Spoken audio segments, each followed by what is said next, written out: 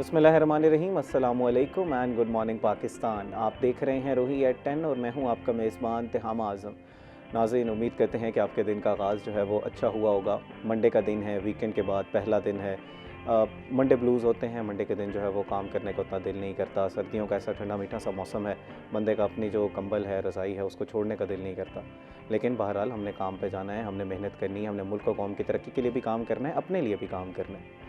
नाज़रीन, हम हमेशा अपने प्रोग्राम से ये तलकीन करते हैं कि आपने एक प्लान्ड वे में अपने दिन का आगाज़ करना है। इसी के साथ साथ वीक को भी प्लान करना है, चंक्स में डिवाइड करना है वीक को, और अपने टास्क को डिफ़ाइन करना है कि मैंने ये टास्क इस फ़लाँ टाइम में कंप्लीट कर लेने हैं। और अगर आप वो काम करने में कामयाब हो जाएँ तो अपने आप को शाबाशी दें, क्योंकि सबसे बड़ी मोटिवेशन अपने लिए होती है। मोटिवेशन से पहले आता है डिसिप्लिन। डिसिप्लिन के बाद ही आपकी एक मोटिवेशन होती है कि मैं इस काम को अचीव करूँ, अपने छोटे छोटे टास्क को अचीव करूँ, तो इंशाल्लाह मैं अपने बड़े जो मेरे गोल्स हैं उसको भी अचीव करने में कामयाब हो जाऊँगा। नाज़रीन, आज के प्रोग्राम में हमने बात करनी है डेंगू के बुखार के हवाले से। डेंगू का बुखार है क्या, किस तरह होता है, उसकी अलामात क्या हैं, और अगर खुदा न खास्ता किसी को ये बुखार हो जाए तो किस तरह की ग़िज़ा खानी है, हमने उससे बचना किस तरह है। इस हवाले से तफसीलन गुफ्तगू करने के लिए हमारे साथ मौजूद होंगे प्रोफेसर हकीम ज़फ़र महमूद अंसार साहब, जो कि हकीम भी हैं, इसी के साथ साथ मोटिवेशनल स्पीकर भी हैं। अस्सलाम वालेकुम sir, welcome to the show. कैसे हैं सर आप? अल्हम्दुलिल्लाह, अल्लाह का करम। नाज़रीन, इनके साथ हमारे साथ मौजूद होंगे राना सलमान ज़मीर साहब, जो कि रिपोर्टर रोही टीवी हैं, इसी के साथ साथ एंकर पर्सन के फ़राइज़ भी सर अंजाम देते हैं। इनसे आज हम मुल्तान के डेवलपमेंट प्रोजेक्ट्स के हवाले से गुफ्तगू करेंगे। मुल्तान में किस तरह के नए प्रोजेक्ट्स जो है वो उनका आगाज़ किया गया है, ख़ास तौर पर अंदरून मुल्तान को खूबसूरत बनाया जा रहा है। कुछ गेट्स के अंदर जो है वो काम किया जा रहा है। वॉल सिटी काफ़ी मुतहरिक नज़र आ रही है, वो क्या है। इसी के साथ साथ स्मोक के हवाले से भी गुफ्तगू करेंगे। स्मोक जो है वो AQI इंडेक्स में मुल्तान जो है वो ऊपर आता जा रहा है। इसको कर्व करने के लिए, इस मेनेस को कर्व करने के लिए क्या क्या इकदाम उठाए जा रहे हैं, तो सलमान से इस हवाले से भी तफसीलन गुफ्तगू करेंगे। अस्सलाम वालेकुम सलमान, कैसे हैं आप? अल्हम्दुलिल्लाह, आप सुनाएं तहामा, कैसे हैं आप? अल्हम्दुलिल्लाह, अल्हम्दुलिल्लाह। सलमान, मुल्तान से आगाज़ करते हैं। इस वक्त मुल्तान में आलूदगी जो है वो काफ़ी ज़्यादा बढ़ रही है। हम देख रहे हैं जैसे मौसम जो है वो थोड़ा सर्द हो रहा है, तो हमें फ़ज़ा में एक आलूदगी नज़र आ रही है। इसको ख़त्म करने के लिए क्या क्या किया जा रहा है? इस मेनस को कम करने के लिए क्या इकदाम उठाए जा रहे हैं? देखें, इसे कहते हैं एक पैमाना होता है एयर क्वालिटी इंडेक्स, जो कि आपकी फ़िज़ाई आलूदगी को मापता है। अच्छा, अब इस पैमाने पर इस वक्त मुल्तान जो है वो पाकिस्तान की आलूदा तरीन जो फ़हरिस्तें हैं जो बनती हैं उसमें से जो समझें कि पहली 5 फ़हरिस्तों के अंदर ये शामिल रहता है। ये अभी तक ऐसा नहीं हुआ कि ये 5 से निकल सका हो। तो हम ये देख रहे हैं कि एक पिछले तकरीबन कोई 2 हफ्तों से मुल्तान का एयर क्वालिटी इंडेक्स संगीन हद तक ख़राब होता जा रहा है। अच्छा, इसकी वजह क्या है? अब वजह जो है वो कई हैं। एक वजह नहीं है कि जिसकी वजह से मुल्तान की फ़िज़ा जो है वो आलूदा हुई हो। इसमें सबसे बड़ी जो मसाइल हम लोगों को देखने को मिलते हैं फ़िज़ा के अंदर, वो हैं फैक्ट्रियों से निकलने वाला धुआं, और आपने देखा होगा कि भट्टों से भी धुएँ निकलते हैं। तो इस वक्त ज़िला इंतज़ामिया कोशिश तो कर रही है, दूसरी जानिब हुकूमत पंजाब जो है वो भी कोशिश कर रही है कि ज़िग-ज़ैग टेक्नोलॉजी पे भट्टों को ले आया जाए। और अब तो बल्कि जदीद सिस्टम आ चुका है कि जितनी भी बड़ी बड़ी फैक्ट्रीज़ हैं जो कि धुआं निकालती हैं या अमोनिया एक्सक्रीट करती हैं, उसके अंदर अब एक पोल्यूशन कंट्रोल डिवाइस लगती है जो कि उसे प्योरीफाई करके उसके धुएँ को बाहर एक्सट्रैक्ट करती है। अच्छा, अब होता क्या, अब वो डिवाइस है थोड़ी सी ज़रा महंगी, और हमारे यहाँ पर जो लोग हैं वो इस चीज़ को नहीं समझते कि ये काम जो है वो आपकी अपनी फलाह बहबूद के लिए, भाई आप भी तो सांस ले रहे हैं उसमें। अच्छा, अब लोगों को ये चीज़ समझ नहीं आती, ख़ास तौर पे जितने बड़े बड़े बिजनेसमैन हैं। बिजनेसमैन कहता है कि मुझे प्रॉफिट आना चाहिए। अब वो प्रॉफिट के चक्कर में उसे ये नहीं पता कि वो जिस में फ़िज़ा में सांस ले रहा है या जो वो पोल्यूशन खुद क्रिएट कर रहा है, उसी में उसके बच्चे भी सांस ले रहे हैं, उसी में वो खुद भी सांस ले रहा है। EPA इस हवाले से क्या इकदाम उठा रहा है? काफ़ी मुतहरिक नज़र आ रहा था। इसी के साथ साथ अभी कुछ स्कूल की टाइमिंग्स भी चेंज की गई हैं, उसके बारे में ज़रा नाज़रीन को बताइएगा। EPA environmental control, environmental control department जो है ये 1960s में बनाया गया था, और ये इस वजह से बनाया गया था कि माहौल को हम ज़रा किसी तरीके से बेहतर कर सकें। तो अब एनवायरमेंटल कंट्रोल का सबसे पहला काम तो जो शुरू में अंदर जब ये बनाया गया था तो ये था आपके दरख्त जो लोग काट देते थे, मगर आहिस्ता आहिस्ता जैसे जैसे जदीद टेक्नोलॉजीज़ आती गई, फैक्ट्रीज़ लगती गई, तो इसका रोल भी बढ़ता गया। तो अब इस वक्त एनवायरमेंटल कंट्रोल डिपार्टमेंट जो है वो कार्रवाइयाँ तो कर रहा है, मगर वो कहाँ कर रहा है हमें नहीं पता। बीइंग अ एंकर या बीइंग अ रिपोर्टर या बीइंग अ जर्नलिस्ट, मैं ये चीज़ समझता हूँ कि हमारे पास अभी तक कोई ऐसी इत्तला नहीं है कि एनवायरमेंटल डिपार्टमेंट जो है वो क्या कार्रवाइयाँ करता हुआ नजर आ रहा है। लेकिन काफ़ी सारे वो जुर्माने देखें, और वो कार्रवाइयाँ सिर्फ वो कागजी कार्रवाइयाँ हो रही हैं। ओके अगर कार्रवाइयाँ देखें, आप एक बात मुझे ये बताएं, बच्चा पढ़ने जाता है, ट्यूशन पढ़ता है, अगर वो ट्यूशन वाला अच्छा पढ़ा रहा है तो बच्चे का रिजल्ट भी अच्छा आएगा। तो भाई अगर ज़िला इंतज़ामिया कार्रवाइयाँ कर रही है तो फिर मुल्तान शहर की फ़िज़ा आलूदा क्यों है? सवाल तो फिर ये पैदा होता है। नहीं, कुछ हमारे नेबरिंग कंट्री से भी तो स्मोक आ रही है, कुछ उधर से भी पोल्यूशन आ रही है, और इन जनरली हमारी हवा जो है वो थोड़ी आलूदा होती जा रही है।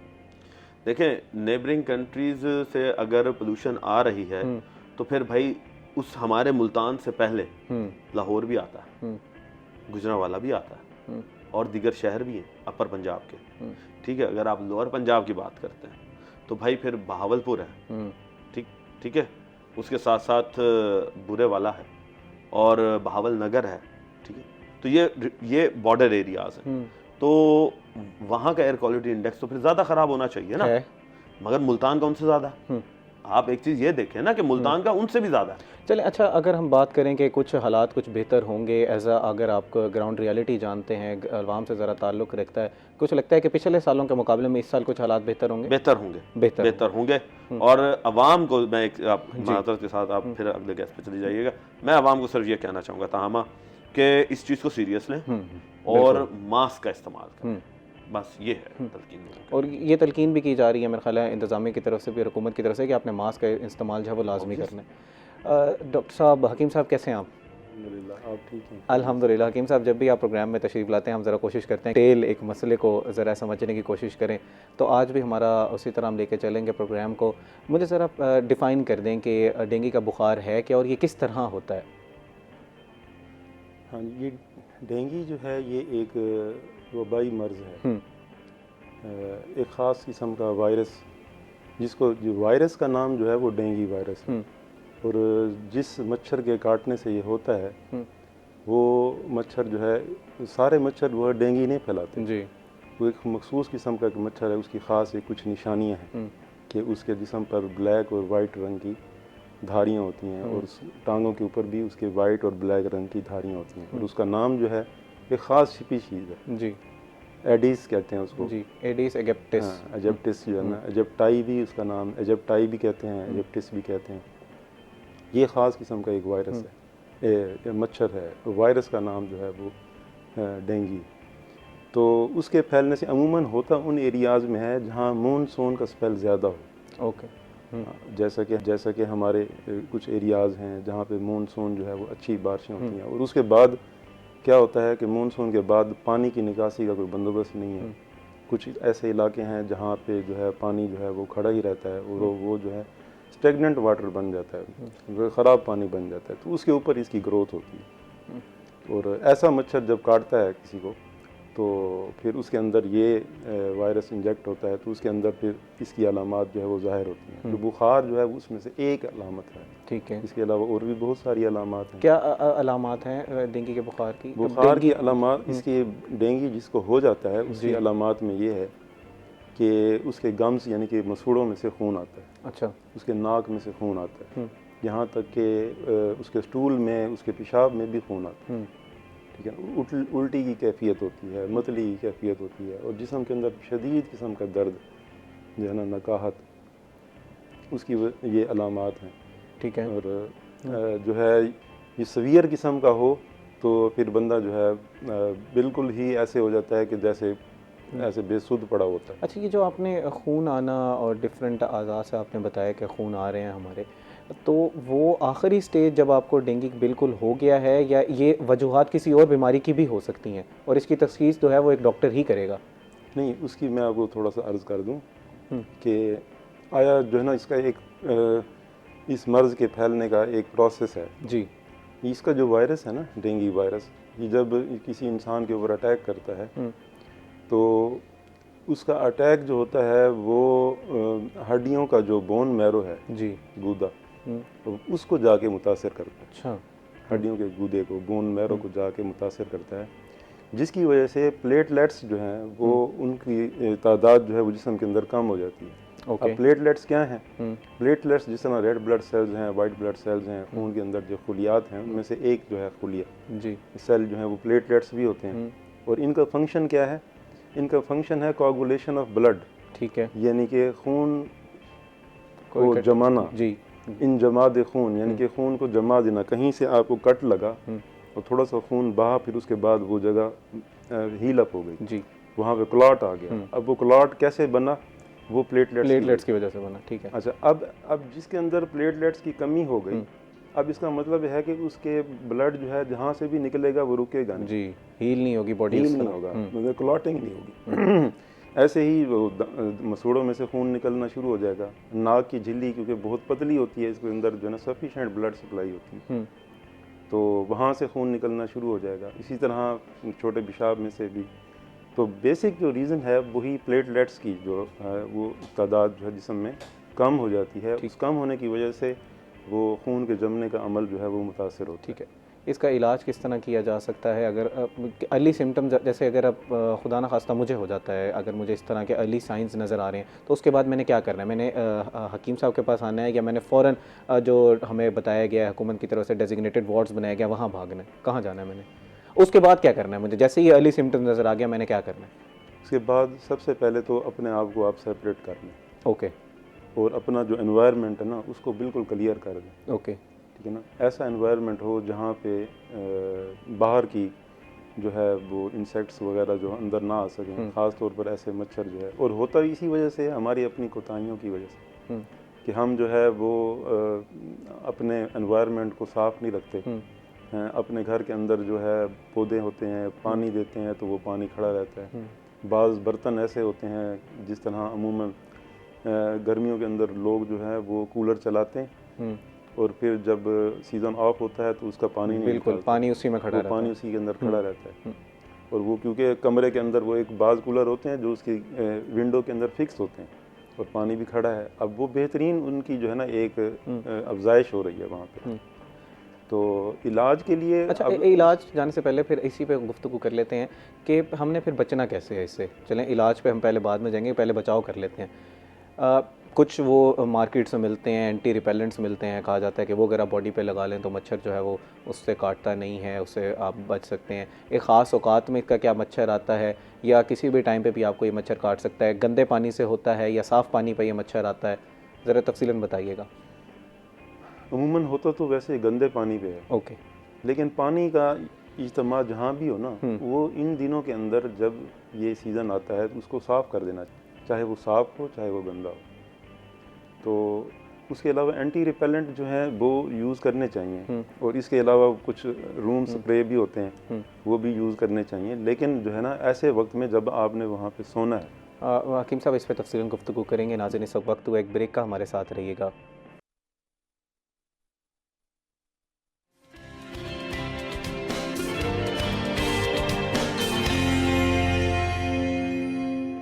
वेलकम बैक नाज़रीन। ब्रेक से पहले हम गुफ्तगू कर रहे थे डेंगू के हवाले से और जानने की कोशिश कर रहे थे कि इससे बचाव किस तरह किया जा सकता है। एक ऐसा मर्ज़ है जिससे खुदा न खास्ता आपकी जान तक जा सकती है। हकीम साहब इससे बचा किस तरह जा सकता है, और फिर उसके बाद जो हम इसके इलाज की तरफ जाएंगे, डाइट प्लान की तरफ जाएंगे। अच्छा जी, अर्ज़ ये है कि अमूमन होता ये है कि हम चूँकि वेंटिलेशन के लिए अपने घर के कमरे, दरवाज़े, खिड़कियाँ खोलते हैं जी। तो ऐसे कमरे, दरवाज़े, खिड़कियाँ जो कि ज़ोहर के बाद या असर के बाद उनको अमूमन बंद कर देना चाहिए। या उनके बाहर जो है ना वो एक ऐसा दरवाज़ा जाली वाला हो जिसमें से कोई भी मच्छर वगैरह वो ना आ सके। तो इस तरह का एक ये है। दूसरा ये है कि कोई भी स्प्रे, रूम स्प्रे अगर आप करें तो ऐसे वक्त में ना करें जब आपने सोना है। अमूमन लोग क्या करते हैं कि वो रूम स्प्रे करते हैं और उसके बाद सो जाते हैं, क्योंकि वो कोई इतनी अच्छी चीज़ नहीं है जो कि सेहत के लिए अच्छा है। वो तो मच्छर को मारने के लिए ना, इंसान की सेहत के लिए कोई अच्छी चीज़ नहीं है। तो वो उसको आप ना पहले से ही कर लें ताकि वो एक उसका इफ़ेक्ट जो है कमरे के अंदर पड़ जाए और आपके ऊपर ना पड़े। तो इसके अलावा अपना फुल कपड़े पहने, लिबास अपना पूरा कवर करें, अपने पाँव, अपने जो है बाजू, टांगें। अमूमन लोग होता है कि ऐसा होता है कि चेंज मौसम हो रहा होता है तो मौसम हवा अच्छी लगती है, तो हमारा जो नौजवान तबका है वो शॉर्ट्स जो है ना वो पहन के और स्लीवलेस जो है ना शर्ट्स पहन के बाहर अमूमन वॉक करते हैं, घूमते हैं, फिरते हैं। बिल्कुल। तो ऐसे तो बेहतरीन शिकार होते हैं इस मच्छर का। तो इसके लिए जो है ना एहतियात ज़रूरी है कि इस तरह की प्रिकॉशंस होंगी तो इंशाल्लाह इससे हम बच सकते हैं। ठीक है। अब जैसे हम बात कर रहे थे कि खुदा न खास्ता किसी शख्स को ये बीमारी हो गई है, एक तो मुझे ज़रा बताएं कि क्या ये तय है कि खुदा न खास्ता अगर किसी को ये बीमारी हो गई है तो अब उसका बचना जो है वो मुश्किल होगा, अल्लाह ताला जो है वो फिर उस पर रहम करे और उसके लिए सिर्फ दुआ फातिहा खानी हम शुरू कर दें, या इससे बचा जा सकता है, मर्ज़ का इलाज जो है वो मौजूद है? अच्छा, हमारे यहाँ क्योंकि लोगों की जो है ना 3 किस्म के कैटेगरीज़ हैं जी। एक बच्चे होते हैं, बिल्कुल जवान होते हैं, या बूढ़े होते हैं। जी। अब चूँकि इसमें इम्यून सिस्टम जो है ना वीक हो जाता है। अब बच्चे जो है ना, बच्चों की कैटेगरी को अगर हम देखें तो इनका इम्यून सिस्टम जो है ना अभी डेवलप हो रहा है, मैच्योर नहीं है जी, अभी डेवलप हो रहा है। और ये जो यंग पर्सन है उनका डेवलप हो चुका है जी, और जो बूढ़े हैं उनका इम्यून सिस्टम वीक हो रहा है जी। तो इसमें सबसे ज़्यादा जो काबिल तवज्जो लोग हैं वो हैं बच्चे और बूढ़े, है ना। उनके अंदर ये ख़ास तौर पर फोकस करना होगा कि इनके अंदर ये मर्ज़ हो तो उनको शदीद जो है ना आप इंतहाई निगहदाश्त में रखें और उनकी केयर करें, उनकी मेडिसिन का जिस हवाले से आपका फिजिशियन आपको गाइड करता है उसके हिसाब से चलें। क्योंकि ये 2 उम्र के लोग जो है ना इनका इम्यून सिस्टम जो होता है बच्चों का डेवलप हो रहा होता है, बूढ़ों का वीक हो रहा होता है, तो मुतासर होने का ख़तरा ज़्यादा है। अच्छा सर, अब ज़रा बेसिक सी एक डाइट हमें बता दें, उसके बाद फिर हम तफसीलन गुफ्तगू करेंगे क्योंकि हमारे साथ सलमान मौजूद है, उनसे ज़रा हमने डेवलपमेंट प्रोजेक्ट पे बात करनी है। मैं ज़रा बेसिक सी डाइट आपसे जानना चाह रहा हूँ इस हवाले से। अमूमन जो है ना ये सब्ज़ पत्तों वाली सब्जियां जो है ना, पालक हो गई, ठीक है, और इस तरह बेरीज हो गई, फलों में आप पपीता इस्तेमाल करें, आप अनार का रस अनार इस्तेमाल करें, फ्रेश जूसेस जो हैं वो आप इस्तेमाल करें। और इस जूसेस में जो हमारे मौसमी जो हमारे फल हैं वो ठीक है। अमूमन जो ऐसा होता है ना इस तरह का, वो कहते हैं ना कुदरत ने जब कोई मर्ज़ पैदा किया होता है तो उसकी रेमेडी भी साथ उतारी होती है। तो आम तौर पर इन दिनों के अंदर वही फल होते हैं जो इसके इस्तेमाल जिनके इस्तेमाल से हमें फ़ायदा होगा। अब जैसे जो है मौसमी आया हुआ है आजकल, तो मौसमी एक बेहतरीन चीज़ है, उसका रस आप इस्तेमाल करें। अनार आया हुआ है, अनार का रस इस्तेमाल करें, अनार वैसे भी खा सकते हैं। और इसके अलावा जो है कद्दू हो गया, ये चीज़ें जो है इसके लिए बड़ी फ़ायदेमंद हैं। और प्रोटीन वो जो कि जैसा कि गोश्त जिसके अंदर चर्बी ना हो, बगैर चर्बी वाला गोश्त, हाँ। और इसके अलावा जो है बीन्स वगैरह और नट्स वगैरह ये आप इस्तेमाल करें जो कि आपकी एनर्जी को बूस्ट करें, आपकी तवानाई को बहाल करें, आपकी वीकनेस को कवर करें। हकीम साहब, इस पे ज़रा तफसीलन भी हम हर उस पर बात करेंगे डाइट पे, क्योंकि फ्रेश जूसेस की आपने बात की। अब अनार कौन सा लेना है, रेड अनार ले लें, वाइट अनार भी है पड़ा, इस मौसम में क़ुव्वत मुदाफ़अत वैसे भी आपकी लो होती है, केनों के अनार हम पिएँ तो गला ख़राब होना शुरू होता है। तफसीलन गुफ्तगू करेंगे। मैं ज़रा सलमान से मुल्तान की डेवलपमेंट के हवाले से गुफ्तगू करना चाह रहा हूँ। सलमान, ख़ास तौर पर वॉल्ड सिटी जो है वो काफ़ी मुतहर रही है, काफ़ी तज़ीन और आइश का काम किया जा रहा है, मुल्तान के डिफरेंट जो चौक हैं उनको रेनोवेट किया जा रहा है। तो इस वक्त ग्राउंड की रियलिटी क्या है, ख़ास तौर पर अंदरून मुल्तान के हवाले से ज़रा हमें बताइएगा। तामा, सबसे पहले तो मैं आपको ये बता दूं कि जो मुल्तान के इतराफ़ की जो जगह है वो वॉल्ड सिटी के अंदर नहीं आती। वॉल्ड सिटी के अंदर सिर्फ और सिर्फ वो एरिया आता है जो कि हेरिटेज है, यानी कि आपके हिस्ट्री को प्रिजर्व करने के लिए। अच्छा, उसके अंदर कुछ जगहें ऐसी हैं जो कि अंदरून शहर भी हैं, और एक सूरज कुंड रोड आपने नाम सुना होगा, वहाँ पर सूरज कुंड मंदिर है, वो वॉल्ड सिटी के अंडर आता है। अच्छा, अब इसके साथ आ जाते हैं आपके दरवाजे। आपने बचपन से देख रहे होंगे, आप मुल्तान से बिलोंग करते हैं, हमारे जो शहरी हैं या जनूबी पंजाब के जो लोग हैं वो जब भी कभी मुल्तान आए होंगे तो वो अंदरून शहर ज़रूर गए होंगे। तो वहाँ पर 6 दरवाजे हैं। अब 6 में से सिर्फ 3 मौजूद हैं और 3 जो हैं वो डिस्पर्स हो चुके हैं और उनकी बाकियात ही ख़त्म हो गई। तो जब मेरा वॉल्ड सिटी जाना हुआ, मेरा वॉल्ड सिटी वालों से बात करना हुई, तो वॉल्ड सिटी वालों ने कहा जी कि हम इस वक्त सिर्फ 3 दरवाज़ों के ऊपर काम कर रहे हैं और बाकी के जो 3 हैं वो ख़त्म हो चुके हैं, हम उन्हें नहीं दोबारा बना सकते। अच्छा। वो क्यों नहीं बना सकते कि अगर हम उन्हें दोबारा बनाते फिर वो वॉल्ड सिटी के अंदर नहीं आएंगे, क्योंकि वो आपने खुद जदीद तामीर की है उसे। वो पुरानी अपनी उस हालत में हम बेशक ले भी आए मगर उसमें वो चीज़ें इस्तेमाल नहीं होंगी जो कि उस वक्त दौर में हुई थी। ठीक है। अब मिसाल के तौर पे उन्होंने एक बड़ी अच्छी मिसाल दी मुझे कि उन्होंने कहा जी कि आपने दमदमा देखा है? मैं उस दमदमे को अब आप हेरिटेज में नहीं काउंट कर सकते। बिल्कुल, वो तो अब क्योंकि उन्होंने पूरे का पूरा दमदमा ही गिरा दिया और गिराने के बाद उसके ऊपर एक नई बिल्डिंग तैयार कर दी जिसे मुल्तान में आर्ट्स काउंसिल टाइप, यानी कि उसमें आर्ट कल्चर जो है वो उन्होंने आर्ट गैलरी जिसे हम कहते हैं वो उन्होंने वहाँ पर शुरू किया। अच्छा, अब बात ये है कि ये जो जितने भी गेट्स हैं हमारे, अच्छा ये भी इनके नाम जो हैं वो भी किसी ना किसी चीज़ से मंसूब हैं।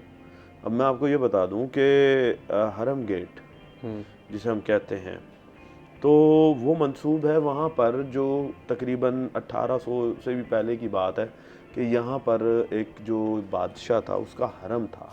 हरम मीन्स कि जहाँ पर वो रिहाइश पजीर होता था, यहाँ से वो दाखिला उसके दरवाजे को जाता था। अच्छा, उसका नाम हरम गेट हो गया। इसी तरीके से पाक गेट है। पाक गेट क्यों है? वो इसलिए कि वहाँ पर बुजुर्ग जो दफन थे वो पाक थे, तो उनके नाम से पाक गेट हो गया।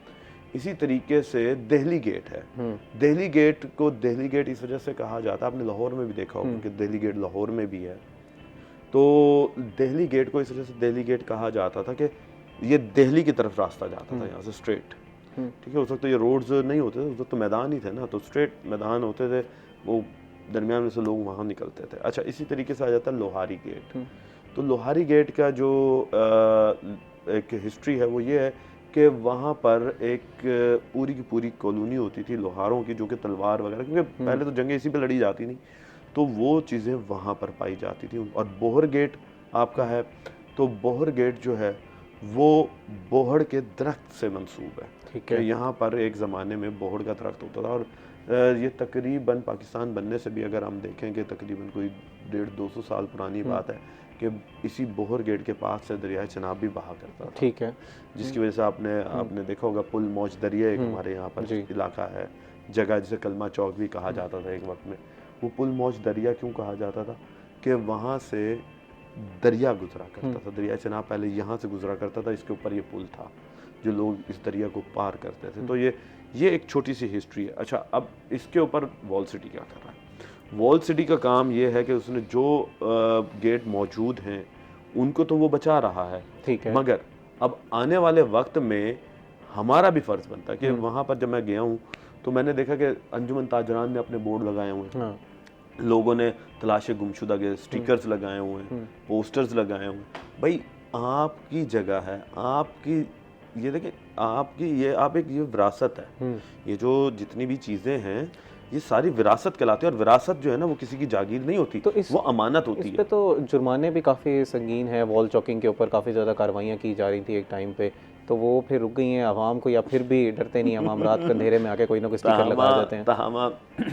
वो कहते हैं ना कि बात खुलेगी तो दूर तक जाएगी।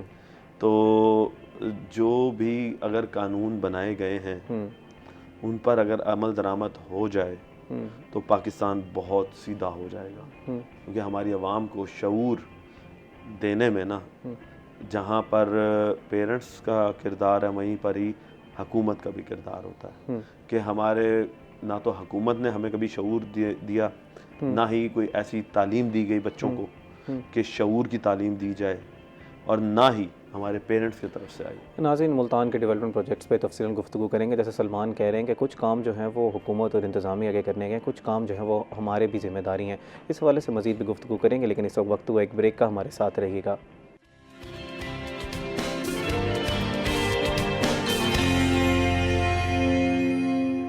वेलकम बैक नाज़रीन। ब्रेक से पहले हम गुफ्तगू कर रहे थे मुल्तान के डेवलपमेंट प्रोजेक्ट्स के हवाले से। इसी के साथ साथ आज हमारा मौजू है डेंगू के बुखार के हमने बचना किस तरह है, अगर खुदा न खास्ता किसी को हो जाता है तो फिर उसमें ग़ज़ा हमने किस तरह की लेनी है।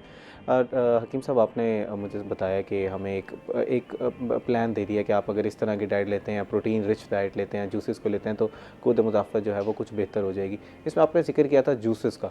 अब जूस को हमने किस तरह लेना है, औकात ज़रा बता दें, किन औकात में लेना है, एक पूरा ज़रा डाइट प्लान का चार्ट बता दें हमें।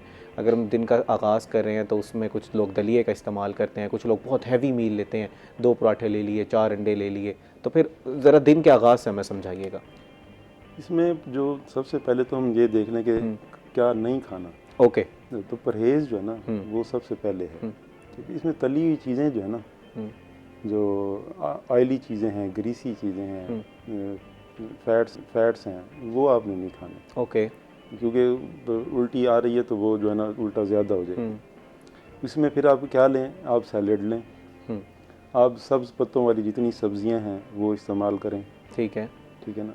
अब इसमें जो है पपीता तो एज ए होल, यानी कि पपीते का फल और पपीते के पत्तों का पानी, ये भी बड़ा अहम है इसका इम्यून सिस्टम को बढ़ाने के लिए।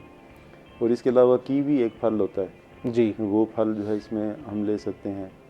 अच्छा, मैं पर्सनली जो है वो जूस की बजाय फल को प्रेफर करता हूँ। मैं यही पूछना चाह रहा था कि कहा जाता है कि जूस जब आप निकालते हैं तो फिर उसकी जो है वो कंटेंट, जो न्यूट्रिएंट वैल्यू है वो ख़त्म हो जाती है। अच्छा, अब आप ये देखें ना कि एक डेंगू का मरीज़ है, अमूमन होता क्या है कि उसके अंदर पानी भी नहीं ठहर रहा, उसको वोमिटिंग हो रही है, उल्टियाँ उसको लगी हुई हैं, वो जो है जो भी जूस पिएगा तो वो भी निकल जाएगा, लिक्विड है। अब ऐसी चीज़ जिसके अंदर फाइबर होगा ना, उसके कुछ चांसेस हैं कि वो उसके अंदर ठहर जाए। ओके। अब फल जब आप इस्तेमाल करेंगे, और फल जो है ना, आपने ये पूछा भी था कि अनार जो है वो किस तरह होना चाहिए जी, ये अमूमन इन दिनों में ज़ुकाम भी होता है, नज़ला ज़ुकाम भी होता है, और अनार जो है वो मीठा भी है जी, एक खट्टा अनार है, एक मीठा भी अनार है, तो मीठा अनार इस्तेमाल करें। ओके। रेड अनार भी बाज़ औक़ात कुछ ऐसे आए हुए हैं जो कि मीठे होते हैं, तो वो आप अनार इस्तेमाल करें। और अनार जो है निकाल कर उसको फ्रिज में ना रखें। ओके। अमूमन ये होता है कि हम अनार को सारा जो है ना उसको छील के उसको खोल के ना उसको फ्रिज में रख देते हैं, थोड़ा सा चंद चम्मच खाए और फिर बाकी फ्रिज बिल्कुल, में रख दें। बिल्कुल ऐसे ही। अब नेक्स्ट जब आप उसको खाएंगे तो ज़ाहिर है वो उसका टेम्परेचर वो ठंडा हुआ पड़ा, तो वो ठंडा होने की वजह से मुतासर कर सकता है। आप फ्रेश जो है ना, जो भी चीज़ हो फ्रेश खोलें और उसको उसी वक्त खाएं, उसको फ्रिज में रख के ना खाएं इस तरह। और इसके अलावा जितनी ये सब्ज़ पत्तों वाली सब्ज़ियां हैं, और कद्दू है, और इसके अलावा पालक है, और इसके अलावा जो है शकरकंदी। हकीम साहब इस पे तफसील गुफ्तगू करेंगे, लेकिन इस वक्त हमारे साथ एक कॉलर मौजूद है लाइन पर। जी, अपना नाम बताइएगा और सवाल कीजिएगा। हेलो, अस्सलाम वालेकुम। वालेकुम अस्सलाम। हकीम साहब का पर्सनल नंबर दे दो। हकीम साहब का पर्सनल नंबर मिल जाएगा। अभी आपने कोई सवाल करना है? जी अभी मैंने नहीं करना। अभी आपने नहीं करना, चलें, बहुत शुक्रिया जी। प्रोड्यूसर साहब से ले लीजिएगा पर्सनल नंबर। जी जी, हकीम साहब वो आपका पर्सनल नंबर मांग रहे थे, प्रोड्यूसर साहब से उनको आपका पर्सनल नंबर मिल जाएगा। सवाल वो नहीं करना चाह रहे अभी ऑनलाइन लाइव पर। अच्छा, मैं ये अर्ज़ कर रहा था कि शकरकंदी, गाजर और ये जैसे बंद गोभी हो गई, फाइबर रिच इस तरह के सैलड्स जो ना अमूमन हम इस्तेमाल करते हैं, वो सारी जो है ना इसके लिए फ़ायदेमंद है। ठीक है। और अमूमन कुछ ये भी कहा गया है कि मछली का तेल जो है ना वो भी इसमें जो है ना इसकी एनर्जी को, क्योंकि इंसान की एनर्जी वीक होती है, इम्यून उसको बूस्ट करने के लिए बड़ी अच्छी चीज़ है। मछली के तेल को किस तरह इस्तेमाल करना है? वो पैकेट वो उसका एक मिलते हैं कैप्सूल, वो ओमेगा 3 वाले जो कैप्सूल हाँ होते हैं। ओमेगा ठीक 3 है, वाले कैप्सूल, वो उस शक्ल में आप इसको यूज़ कर सकते हैं। ठीक है।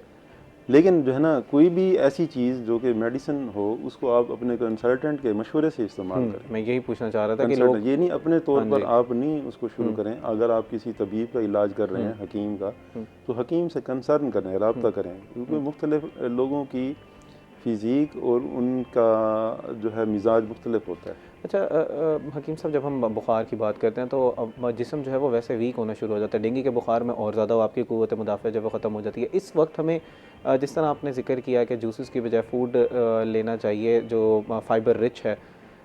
आम आवाम में अमूमन ये होता है कि वो बिल्कुल यकसर अपनी डाइट जो है वो चेंज कर देते हैं, बिल्कुल चाय पापा इस्तेमाल करना शुरू कर देंगे, दिन में जो है वो हल्की ग़िज़ा खाना शुरू कर देंगे। तो बेस्ट क्या चीज़ है? आपने अपनी रूटीन वैसे ही मेंटेन रखनी है जिस तरह आपकी पहले थी, या हल्के ग़िज़ा पे आ जाना है? नहीं, हल्की ग़िज़ा पे तो आना है। ठीक है। बिल्कुल दलिया इस्तेमाल करें आप। ओके। जौ का दलिया, यानी कि ग़िज़ा तो ऐसी होनी चाहिए जो कि ज़ूद हज़म हो, यानी कि जल्दी हज़म होने वाली हो। ठीक है। स्कील और हैवी ग़िज़ा तो बिल्कुल आप खा नहीं सकते। ठीक है। क्योंकि आपका मैदा पहले से ही डिस्टर्ब होता है। तो ऐसी ग़िज़ाएँ जो हैं बिल्कुल, और ऐसी एनर्जी रिच जिसके अंदर जो है ना बहुत ज़्यादा जो है वो ऑयल हो, पराठे तो आप खा नहीं सकते। और इस तरह जो है निहारियाँ, सिरी पाए, ये चीज़ें तो बिल्कुल नहीं खा सकते आप। तो अब अच्छा, दिन के आगाज़ से शुरू करते हैं कि एक सुबह के टाइम पे एक मरीज़ है जिसको अब डेंगू हो चुका है। पहले ज़रा मुझे बताइएगा कि क्या ये हमारे यहाँ जैसे आप बात कर रहे थे कि टाइप्स ऑफ लोग हैं, हमने उन लोगों को देखना है, उसके बाद जो है उस हवाले से उसका इलाज करना है। एक्सट्रीम केस क्या होता है डेंगू का, बिल्कुल एक्सट्रीम क्या है? एक्सट्रीम तो यही है कि ब्लड आना शुरू हो जाता है। अच्छा। स्टूल में भी, पेशाब में भी, नाक में भी, मसूड़ों में भी। ठीक। अ, और उससे पहले किस स्टेजेस के हैं? उसकी पहली स्टेज बुखार है, इब्तदाई स्टेज तो बुखार है। ठीक है। अच्छा, अब इस वक्त जिस वक्त उसको शख्स को जो है वो एक मरीज़ को लग रहा है कि मेरी तबीयत जो है वो ख़राब हो रही है और उसने कुछ टेस्ट कराए और उसको लग रहा है कि अब मुझे डेंगू हो गया, अब उसने दिन का आगाज़ अपने अगले दिन से करना है। अब मुझे उसके ब्रेकफास्ट का कोई अच्छा सा एक मील बताएं कि उसने क्या लेना है ब्रेकफास्ट में। अब हमें उसको ऐसी ग़िज़ा देनी है जो कि एनर्जी भी हो जिसके अंदर, ओके। और वो उसको आसानी से हज़म भी हो जाए। ओके। तो उसके लिए मैं तो रिकमेंड यही करूँगा कि दलिया जो है वो बनाएं और उसमें देसी मुर्गी की यखनी जो है बग़ैर घी में बनी हुई, बिल्कुल पतली, मसाले भी ना हो, क्योंकि इसमें मसाले वाली चीज़ें भी आप इस्तेमाल नहीं कर सकते, चटपटी चीज़ें भी इस्तेमाल नहीं कर सकते। वो दलिया और सूप वो मिक्स करके आप दिन के शुरू में इस्तेमाल करें। अब जैसे थोड़ा सा टाइम गुजर जाए दोपहर में, फिर आप जो है ना कोई फल इस्तेमाल करें। ठीक है। ठीक है ना। अब थोड़ी देर बाद 2-3 घंटे के बाद अगर आपको फिर फील हो तो आप सैलेड इस्तेमाल करें। सैलेड में क्या लेना है हमने? सैलेड में ये जो आपने बताए थे, गाजर एक बेहतरीन चीज़ है। गाजर है और ये जो शकरकंदी है ये भी आप इस्तेमाल कर सकते हैं। फलों में मैंने आपको जैसे बताया कि अनार है, कीवी है, पपीता है, ये चीज़ें आप इस्तेमाल कर सकते हैं। तो ये चीज़ें भी दिन के दरमियान में, यानी कि दोपहर के टाइम में आप खा सकते हैं। शाम को फिर आप दलिया और यखनी, क्योंकि दलिया जो है वो एक बेहतरीन एनर्जी देने वाली ग़िज़ा है। दलिया में भी कुछ लोग जौ का दलिया इस्तेमाल करते हैं कुछ, तो आप रिकमेंड क्या करेंगे? नहीं, जो भी हो, चाहे वो गंदम का दलिया है, चाहे वो जौ का दलिया। ठीक है। दोनों बेहतरीन है, दोनों अच्छे हैं। अच्छा, शहद को इस्तेमाल किया जा सकता है? कुछ लोग दलिया के अंदर शहद डाल देते हैं, कुछ लोग फ्रूट्स काट के ऊपर डाल देते हैं। शहद का इस्तेमाल भी कर सकते हैं। अच्छा, कुव्वते, जैसे आप पपीते की बात कर रहे थे, कुव्वत मुदाफ़ियत को बहुत ज़्यादा बताता है, तो पपीते को किस तरह इस्तेमाल करना है? काट के किसी भी टाइम में, रात के टाइम इस्तेमाल करना है, दिन के टाइम इस्तेमाल करना है? और ये भी बताइएगा कि कुछ लोग जो है वो ज़्यादा इस्तेमाल करने जाते हैं कि डेंगू हुआ उसके बाद पपीता, फिर हम सारा दिन सुबह दोपहर शाम पपीता खा रहे हैं, पूरा हफ्ता पपीता खा रहे हैं। नहीं, अपनी डाइट को तो आपको मैनेज करना पड़ेगा। ओके। ऐसा नहीं है, अब डिहाइड्रेशन का मर्ज है, ऐसा नहीं है कि वो गिलासों पे गिलास पीता चला जाए पानी के। ठीक है ना, वो ये हर चीज़ का एक एतदाल होता है। ओके। अब आप पपीता खाने लगे, ये नहीं आप सुबह भी खा रहे हैं, दोपहर भी खा रहे हैं, शाम भी खा रहे हैं। नहीं, आप दिन के किसी एक टाइम पे ना पपीता खाएं, किसी दूसरे टाइम पे सैलड खाएं। अच्छा, अब इसका ड्यूरेशन है एक जी। अब इसका एक ड्यूरेशन है जिसमें शिद्दत होती है, उसके बाद फिर ये सबसाइड होना शुरू हो जाता है, कम होना शुरू हो जाता है। ठीक है ना, तो वो पीरियड पूरा होना है, वो आपने उसको पूरा करना है। ओके। वो ऐसा नहीं है कि उससे पहले आप जो है ना रिकवर हो जाएं। अमूमन कितना पीरियड है वो? तकरीबन 2 हफ्ते का होता है, बाद लोगों में 10 दिन का होता है। ठीक है। ठीक है ना, जो ज़्यादा इम्यूनिटी होती है वो कम दिन में भी रिकवर कर जाते हैं। ठीक है। अच्छा, इस टाइम पे क्या आप अपनी हल्की फुल्की, जैसे आप आइसोलेशन में चले गए हैं, तो उस टाइम पे हल्की फुल्की एक्सरसाइज की जा सकती है या बिल्कुल उसकी ममानियत आप बेड पे रहें और अपनी जो है वो अपनी बॉडी को रिलैक्स करें? नहीं, ओपन एरिया में तो अब आपको नहीं हम कहेंगे कि अगर ऐसा कोई एनवायरनमेंट है, फिर साफ़ सुथरा माहौल है, तो आप बाहर जो है ना वॉक करें। अगर ऐसा कुछ नहीं है बाहर, क्योंकि हर किस्म की कैटेगरी के लोग होते हैं, अब हर एक जो है ना वो सोसाइटीज़ में नहीं रहते, तो फिर आप जो है ना अपने घर के अंदर थोड़ी सी ऐसे चहलकदमी करें, वॉक करें। क्योंकि आप बता रहे थे ना कि आइसोलेट कर लेने अपने आप को, आपने अलहदा हो जाना है बाकी लोगों से। अगर वो एक कमरे के अंदर ही अपने थोड़े से पुशअप्स कर लेते हैं, थोड़े से सिटअप्स कर लेते हैं, वो उसके अंदर इतनी पावर ही नहीं होगी। मैं यही पूछना चाह रहा था। वो तो ऑलरेडी उसके लिए तो चलना फिरना ही मुश्किल हो जाता है। उसकी बॉडी इतनी इस कदर जो है वो वीक हो चुकी होती है कि उसके लिए तो चलना फिरना, बाद लोगों को तो वॉशरूम भी पकड़ के ले जाते हैं। ओके। तो ऐसा बंदा कैसे पुशअप करेगा? वो तो थोड़ा सा वॉक कर ले, थोड़ी सी चहलकदमी कर ले, यही उसके लिए काफ़ी है। ठीक है, क्योंकि ग़िज़ा तो वो वैसे ही लाइट ले रहा है, बिल्कुल हकीम साहब स्क्रीन टाइम के हवाले से भी गुफ्तगू करेंगे कि कुछ लोग जो हैं वो जैसे ही बेड पे आते हैं तो उनका स्क्रीन टाइम बढ़ जाता है, आंखों का इस्तेमाल, और उस हवाले से नींद कितनी होनी चाहिए। नाज़रीन, इस हवाले से मज़ीद भी गुफ्तगू करेंगे, लेकिन इस वक्त हुआ एक ब्रेक का, हमारे साथ रहिएगा।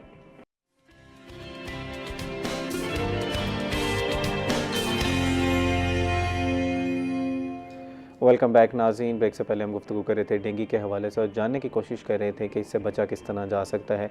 अगर हमें डेंगू हो गया है तो हमने अपना ध्यान किस तरह रखना है, इस हवाले से मज़ीद भी गुफ्तगू करेंगे। ख़ास तौर पर स्क्रीन टाइम और अपने आप को रिलैक्स किस तरह करना, इस हवाले से गुफ्तगू करेंगे। लेकिन उससे पहले कुछ मुल्तान शहर में ग्रीन बसेस के हवाले से गुफ्तगू की जा रही है। ग्रीन बसेस आ रही हैं, माहौल दोस्त कुछ इकदाम उठाए जा रहे हैं। स्मोक को हमने कॉम्बैट करना है, हमने इससे लड़ना है। तो इसकी तफसीलात जानते हैं सलमान से। जी सलमान, ग्रीन बसेस के हवाले से ज़रा बताइएगा कि क्या हैं, कब तक आ जाएंगी, मुल्तान के जनूबी पंजाब में किन किन इलाकों में आ चुकी हैं, मुल्तान में कब तक आ जाएंगी?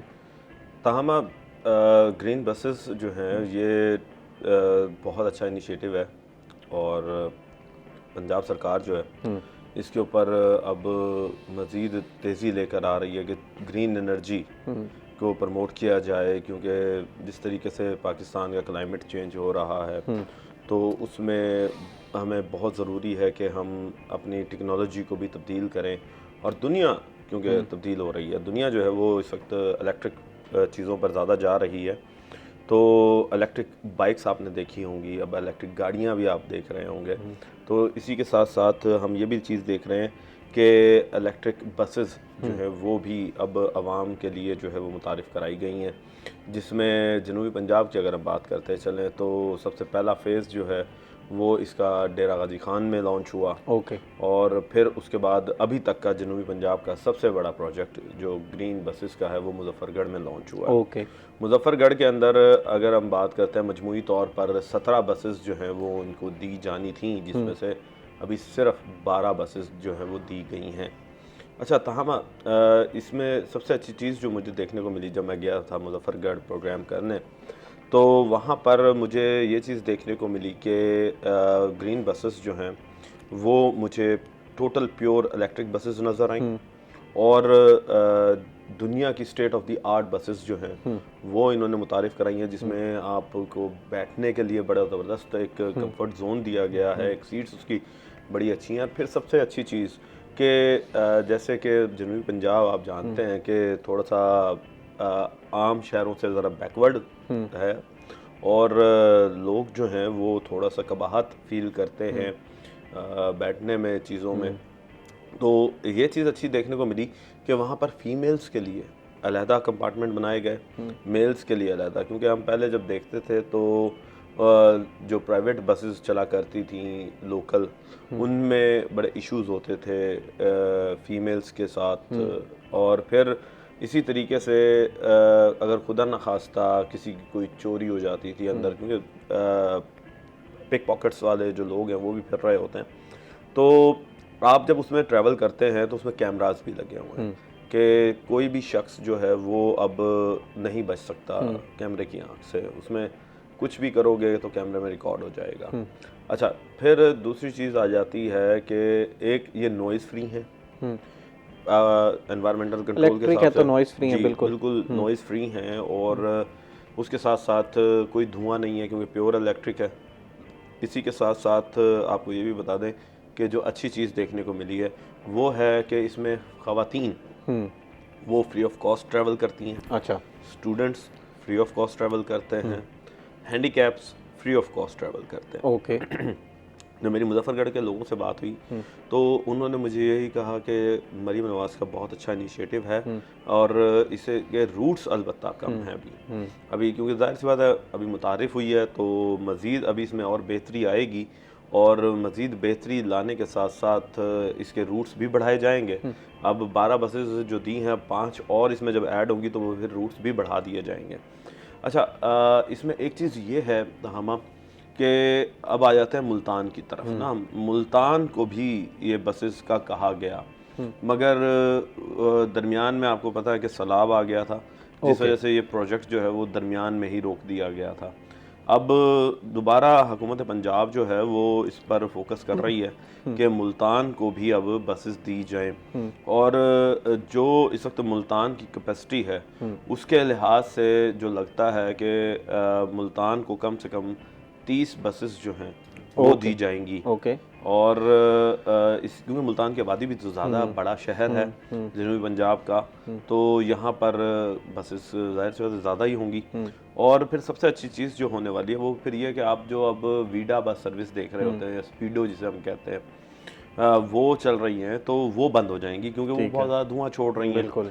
तो माहौल दोस्ती के लिए सबसे अच्छी चीज़ ये बसेस नज़र आई हैं और फिर इनमें जो आवाम के लिए इन्होंने फ्री ऑफ कॉस्ट सर्विस चलाई है, ये सबसे अच्छी अच्छा, आपने बात की कि सिर्फ औरतें, बच्चे और हैंडीकैप जो हैं वो फ्री ऑफ कॉस्ट हैं। मर्द हजरात के लिए कितनी टिकट रखी गई है? 20 रुपये। 20 रुपये। 20 रुपये में आप जिस तरीके से स्पीडों में आप ट्रैवल करते हैं या आप मेट्रो में ट्रैवल करते हैं कि एक पॉइंट से दूसरे पॉइंट तक या फिर एक एंड से दूसरे एंड तक 20 रुपये में आप ट्रैवल करेंगे, जिसमें आपको एसी भी मिलेगा, ठीक है, जिसमें आपको सर्दियों में हीटर भी मिलेगा और फिर आपको कैमरास भी मिल रहे होंगे। अच्छा, सबसे अच्छी चीज़ एक और वो ये चीज़ मिली कि वहाँ पर लोगों से, जब मेरी हैंडीकैप लोगों से बात हुई तो उन्होंने बताया कि इन लोगों का इखलाक भी बहुत अच्छा है क्योंकि पढ़े लिखे लोगों को इन्होंने इन्वॉल्व किया है, हायर किया है, इसमें अपनी टीम का हिस्सा बनाया है। तो जब हैंडीकैप लोग आते हैं तो आपने एक चीज़ नोट की होगी कि जो लोग बाहर मुल्कों में फिरते हैं, ख़ास तौर पे हमारे यहाँ से सऊदी अरब बहुत ज़्यादा लोग जाते हैं, तो जब कोई व्हील चेयर का बंदा आता है तो एक पैडल या स्टेप एक निकल के बाहर आता है जो कि जो व्हील चेयर पर शख्स होता है उसको अंदर बिठाने में वो मुआवनत करता है। बिल्कुल। तो ये वही चीज़ें इसमें इन्वॉल्व की गई हैं और इंस्टॉल की गई हैं और इंस्टॉल के साथ साथ ये लोग जो इनके अपने वर्कर्स हैं वो उस हैंडीकैप शख्स को खुद सीट तक बिठा कर आते हैं। बहुत अच्छे इकदाम उठाए जा रहे हैं। उम्मीद करते हैं कि इससे जो है वो माहौल में कुछ काफ़ी बेहतर होगा और अब जो ट्रांसपोर्टेशन है उसमें कुछ ईज़ होगी लोगों के लिए काफ़ी। मगर इसके साथ साथ अवाम, एक मिनट चलते चलते आखिरी बात करता चलूँ, अवाम को एक चीज़ सिर्फ ये बतानी है कि देखिए ये चीज़ें आपके लिए बनी है, ठीक है, कुछ अरसे के बाद ना हम ये देखते हैं कि वो चीज़ें ख़राब हो जाती हैं, तो ये आवाम को चाहिए कि उसकी हिफाजत करें। हकीम साहब, आप मोटिवेशनल स्पीकर भी हैं, आप जो है वो काफ़ी काम करते हैं। बिल्कुल लास्ट हमारे पास 30 सेकंड्स है, एक पैगाम और इसी के साथ साथ जड़ी बूटी के हवाले से भी कुछ बता दिए, कोई ख़ास कहवा या जड़ी बूटी के बात बता दीजिएगा। बिल्कुल लास्ट 30 सेकंड्स है हमारे पास। अच्छा, गुजारिश ये है कि हम लोगों का जो है ना सारा फोकस जो है ना वो डॉक्टर और दवाइयों के ऊपर है। शिफा अल्लाह के हाथ में है। बिल्कुल। जिसके हाथ में शिफा है उसके साथ हमारा ताल्लुक नहीं है, तो उसके साथ ताल्लुक बनाएं। ये मोबाइल देखना जो है ना ये बहुत ज़्यादा हम कर रहे हैं। बीमारी की हालत में तो हमें फोकस करना चाहिए कि अल्लाह की ज़ात पे। और दूसरी दवाई ये है, 4 चीज़ें हैं, नोट कर लें। एक सौंफ, दूसरा हल्दी, ओके, तीसरा मुलट्ठी और चौथा है मकोदाना और 5वीं चीज़ है रेवंत खताई। ओके, ये 10-10 ग्राम जो है ना मकोदाना, मुलट्ठी, सौंफ, हल्दी 10-10 ग्राम और रेवन खताई 40 ग्राम, इन सबको ग्राइंड करके इसका सफूफ बना के रखें। हकीम ज़फ़र साहब, बहुत शुक्रिया आज प्रोग्राम में तशरीफ़ आफरी का। राना सलमान ज़मीर, आपका भी बहुत शुक्रिया। नाज़रीन, उम्मीद करते हैं प्रोग्राम का पहला सेगमेंट आपको पसंद आया होगा। ब्रेक के बाद हमारे साथ मज़ीद भी गेस्ट होंगे, so we will be right back.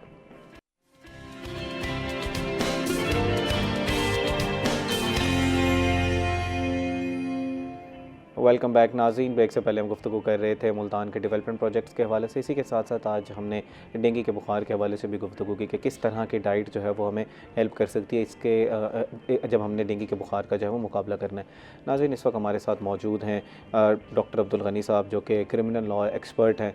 इनसे जानेंगे कि अभी रिसेंटली इन्होंने अपना जो है वो PhD कंप्लीट की है। इनसे गुफ्तगू करेंगे कि इनका रिसर्च का टॉपिक क्या था, किस हवाले से जो है वो इन्होंने रिसर्च की। इसी के साथ साथ पाकिस्तान में जो इन जनरल कोर्ट्स के मसाइल हैं वो क्या हैं, जस्टिस डिलेड और जस्टिस डिनाइड की बात की जाती है, लेकिन हमारे यहाँ एक केस बहुत लंबा चलता है, उसकी वजह क्या है, बैकलॉग केसेस का बहुत ज़्यादा है, किस तरह इसको क्लियर किया जा रहा है। तो तमाम जो हमारे कोर्ट्स के मसाइल हैं उनको बड़ा आसान तरीके से हम समझने की कोशिश करेंगे।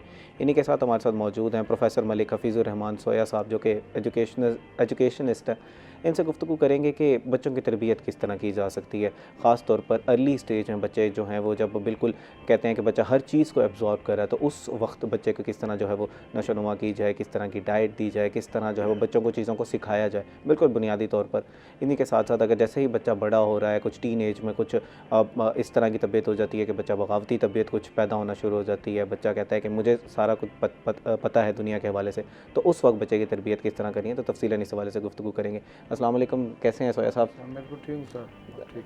अल्हम्दुलिल्लाह। जनाब, एजुकेशन के हवाले से गुफ्तगू करते हैं कि बेसिक नीड क्या है, पेरेंट्स के हवाले ज़िम्मेदारियाँ क्या हैं, पेरेंट्स की ज़िम्मेदारियाँ क्या, जैसे ही बच्चा जो है वो कुछ इस एज में पहुंचता है कि अब उसने स्कूल जाना है, तो उस वक्त ज़िम्मेदारियाँ क्या हैं? असल में पहली बात तो यह है कि एज ए मुसलमान जब बच्चा पैदा होता है तो उसके दाएं कान में अजान और बाएं कान में तकबीर, और फिर उसका जल्दी अच्छा सा इस्लामी नाम रखना है। नाम भी बड़ा इफ़ेक्ट करता है उसके किरदार पर।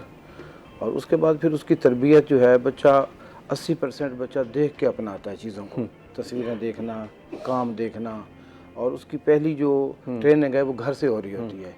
अगर वालिदा नमाजी हैं, नमाज़ पढ़ रहे हैं, तिलावत कर रहे हैं, तो सारा कुछ वो देख रहा होता है, तो उसे वो अपनाने की कोशिश करता है। जब थोड़ा बड़ा होता है, बल्कि आजकल तो बच्चे छोटी एज में ही स्कूल भेज दिए जाते हैं। मैं चाहता हूँ कि बच्चा थोड़ा बड़ा हो जाए फिर स्कूल भेज जाए। अब देखिए, इस्लाम भी 7 साल से पहले बच्चे पर कोई सख्ती नहीं करता। 7 साल के बाद उसको नमाज का कहना है और उस पर सख्ती करनी है। हम तो छोटी एज में 3 साल का बच्चा, 2.5 साल का, 4 साल का बच्चा स्कूल भेजने लग जाते हैं। जब बच्चा इस एज में स्कूल जाता है तो वो दब जाता है, फूल जैसे होता है ना, निखरता नहीं है, वो मुरझाता है, क्योंकि ज़ाहिर गुलामी में आ जाता है। असाज़ा के पास जब जाता है टीचर, तो अगर उसने पानी पीना है, वाशरूम में जाना है, कंटीन में, खेल के मैदान में, तो वो पूछ के जाता है, आज़ादी उसकी ख़त्म हो जाती है। मेरी वालदैन से भी ये रिक्वेस्ट है कि वो बच्चा कम से कम 6-7 साल का बच्चा दाखिल कराया जाए, ताकि वो ज़्यादा चीज़ों को सीखे, ज़्यादा समझे। बाकी जो असाज़ा हैं स्कूल में उसे सिखाते हैं, अब उसका अमली नमूना घर में होता है। उस्ताद साहब ने नमाज के बारे में, तिलावत और रोज़े के बारे में बता दिया। अगर घर में ये सारे काम हो रहे हैं तो उसे अमली नमूना मिल जाता है, उससे बच्चे में मज़ीद निखार आता है। सारा काम असाज़ा का नहीं है कि असाज़ा ही करें। देखिए, 4 से 5 घंटे के लिए बच्चा स्कूल में होता है, 24 घंटों में 20 घंटे बच्चा घर पे है। 8 घंटे सोने के लगाओ, बाकी 12 घंटे जो हैं वो घर में है और महल्ले में और माशरे के अंदर है। तो वो जो कुछ पढ़ता है वो कुछ वो वहाँ देखे तो उसकी ट्रेनिंग अच्छी हो जाती है, वो अच्छा शहरी बन जाता है। आइडियल एज की आपने बात की कि बच्चों को जो है वो बिल्कुल जल्दी जो है वो स्कूल में नहीं दाखिल कराना चाहिए। आइडियल एज क्या है, कब दाखिल करा देना चाहिए? आइडियल एज जो जापान में तो वो कहते हैं 7 साल का बच्चा, 6 साल का बच्चा, ये शुरू से उसकी ट्रेनिंग घर में की जाती है।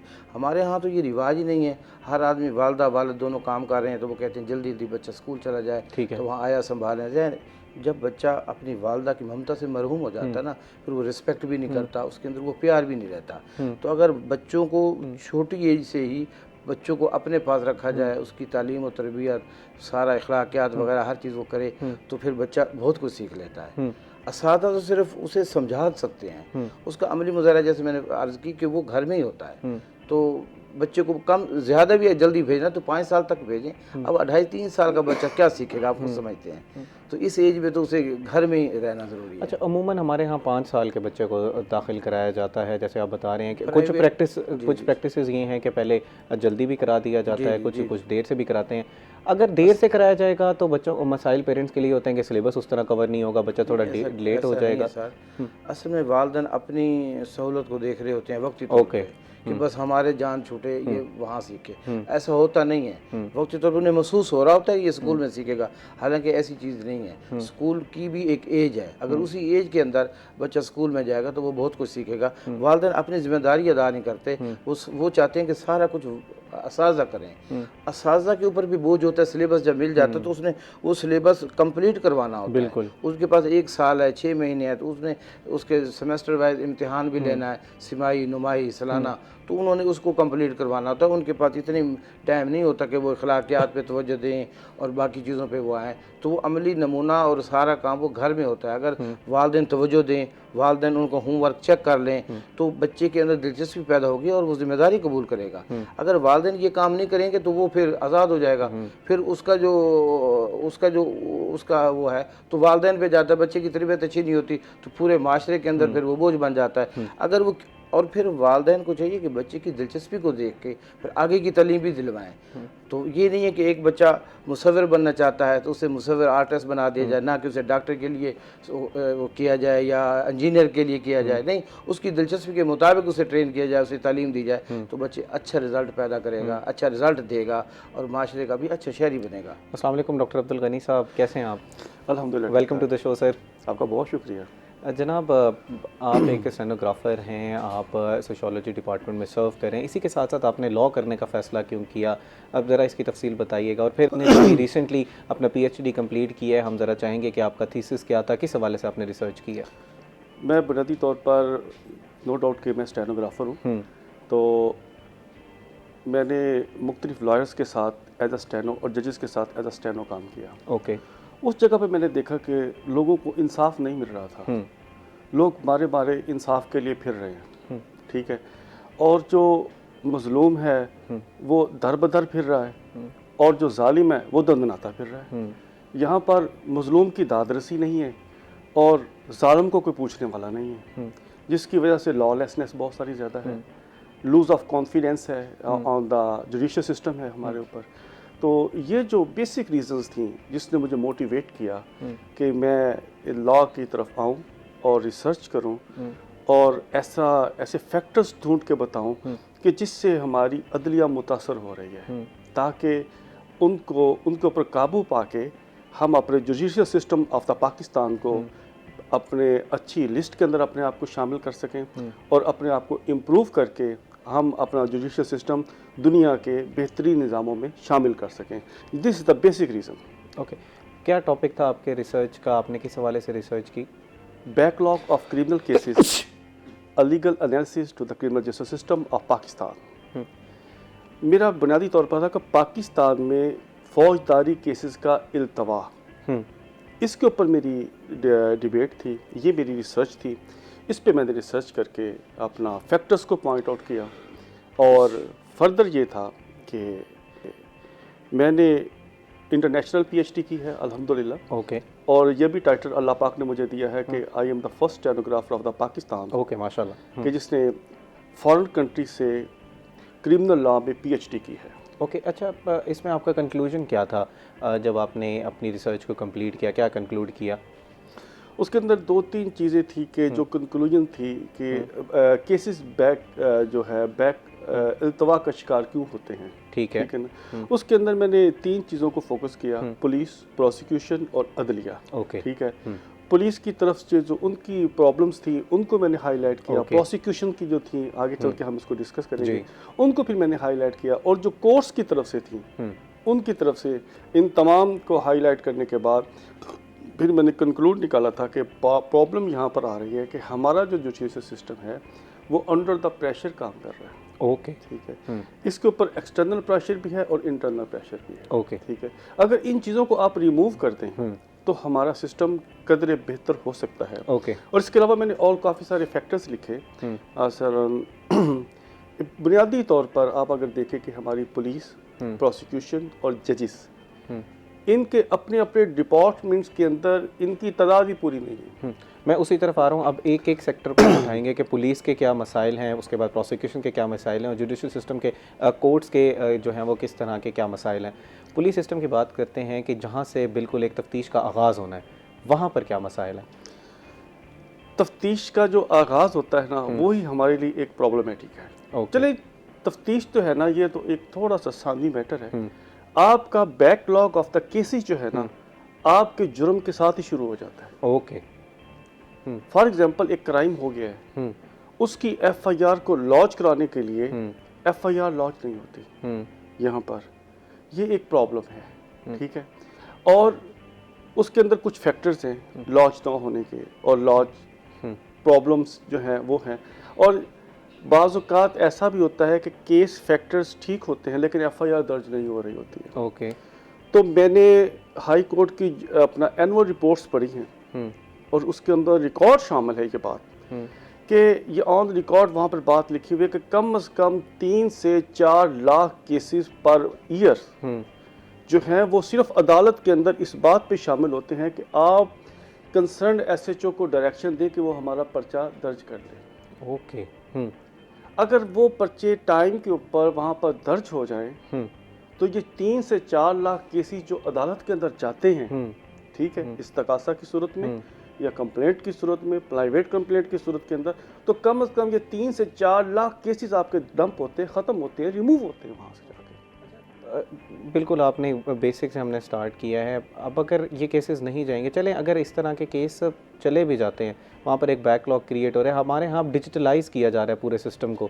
कुछ इकदाम इस तरह के उठाए गए कि एफआईआर जो है वो फौरी लॉन्च करती जाएगी। तो आप देखते हैं कि ये इकदाम ठीक हैं या अभी उसमें कुछ कोताही है, उसको मज़ीद बेहतर करने की ज़रूरत है? सर देखिए, जहाँ तक तो पंजाब पुलिस के हवाले से, आईजी साहब के हवाले से और हमारी इंतज़ामिया ने बहुत अच्छे इक़दाम उठाए हैं। हम कंपैरेटिवली माजी से बहुत बेहतर आगे की तरफ जा रहे हैं, ठीक है, लेकिन उसके अंदर अभी इतने हमारे अंदर वो लिटरेसी रेट नहीं है ताकि हम उसको ओवरकम कर सकें। हमारा एक विल्जर है या एक सिंपल शहरी है, उसके साथ कोई मामला पेश आ गया है, ठीक है, अब उसको कौन बताएगा जाके कि अगर आपकी कंप्लेंट दर्ज नहीं होती तो आप इन नंबर्स के ऊपर कॉल करेंगे। हमारे यहाँ पहली तौर पर जो पुलिस का और पब्लिक का जो रिलेशन है वो फ्रेंडली नहीं है। आप फॉरेन कंट्री के अंदर देखें, अगर कोई इंसिडेंट हो जाता है और वहाँ पर पुलिस आती है तो they will feel comfortable that the police has been arrived, ठीक, और वो कंफर्ट फील करते हैं कि no we are safe, police आ गई है। अब अनफॉर्चुनेटली हमारे यहाँ ये है कि अगर पुलिस आती है तो बंदे के वैसे ही रंग ही उड़ जाते हैं यहाँ पर, यार पुलिस आ गई, पता नहीं क्या बनेगा, ठीक है। तो वो जो पब्लिक और पुलिस का जो रिलेशन है ना वो फ्रेंडली नहीं है यहाँ पर, इसको फ्रेंडली होना चाहिए, ठीक है, फ्रेंडली हो ताकि बंदा अपने दिल की बात खुल के ना अपने पुलिस ऑफिसर से, अपने मददगार से जो पुलिस का है उसको बयान कर सके, उसको स्टेट कर सके कि यार मेरे साथ ये प्रॉब्लम हुई है, और उसको एश्योर हो कि मैं जो बात पुलिस के साथ कर रहा हूँ ना, he will help me.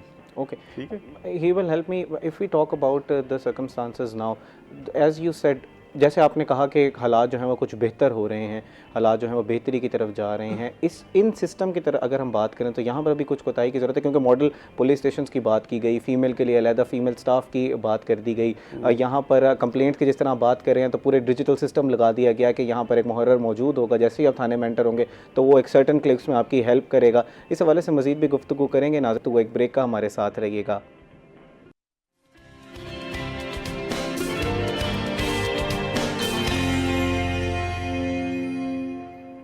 Welcome back नाज़रीन। हम ब्रेक से पहले गुफ्तगू कर रहे थे हमारे जस्टिस सिस्टम के हवाले से। गनी साहब हमारे साथ मौजूद हैं, अब्दुल गनी साहब हमारे साथ मौजूद हैं। उनसे गुफ्तगू जो हम जहाँ से हमने ख़त्म किया था वहीं से आगाज़ करते हैं।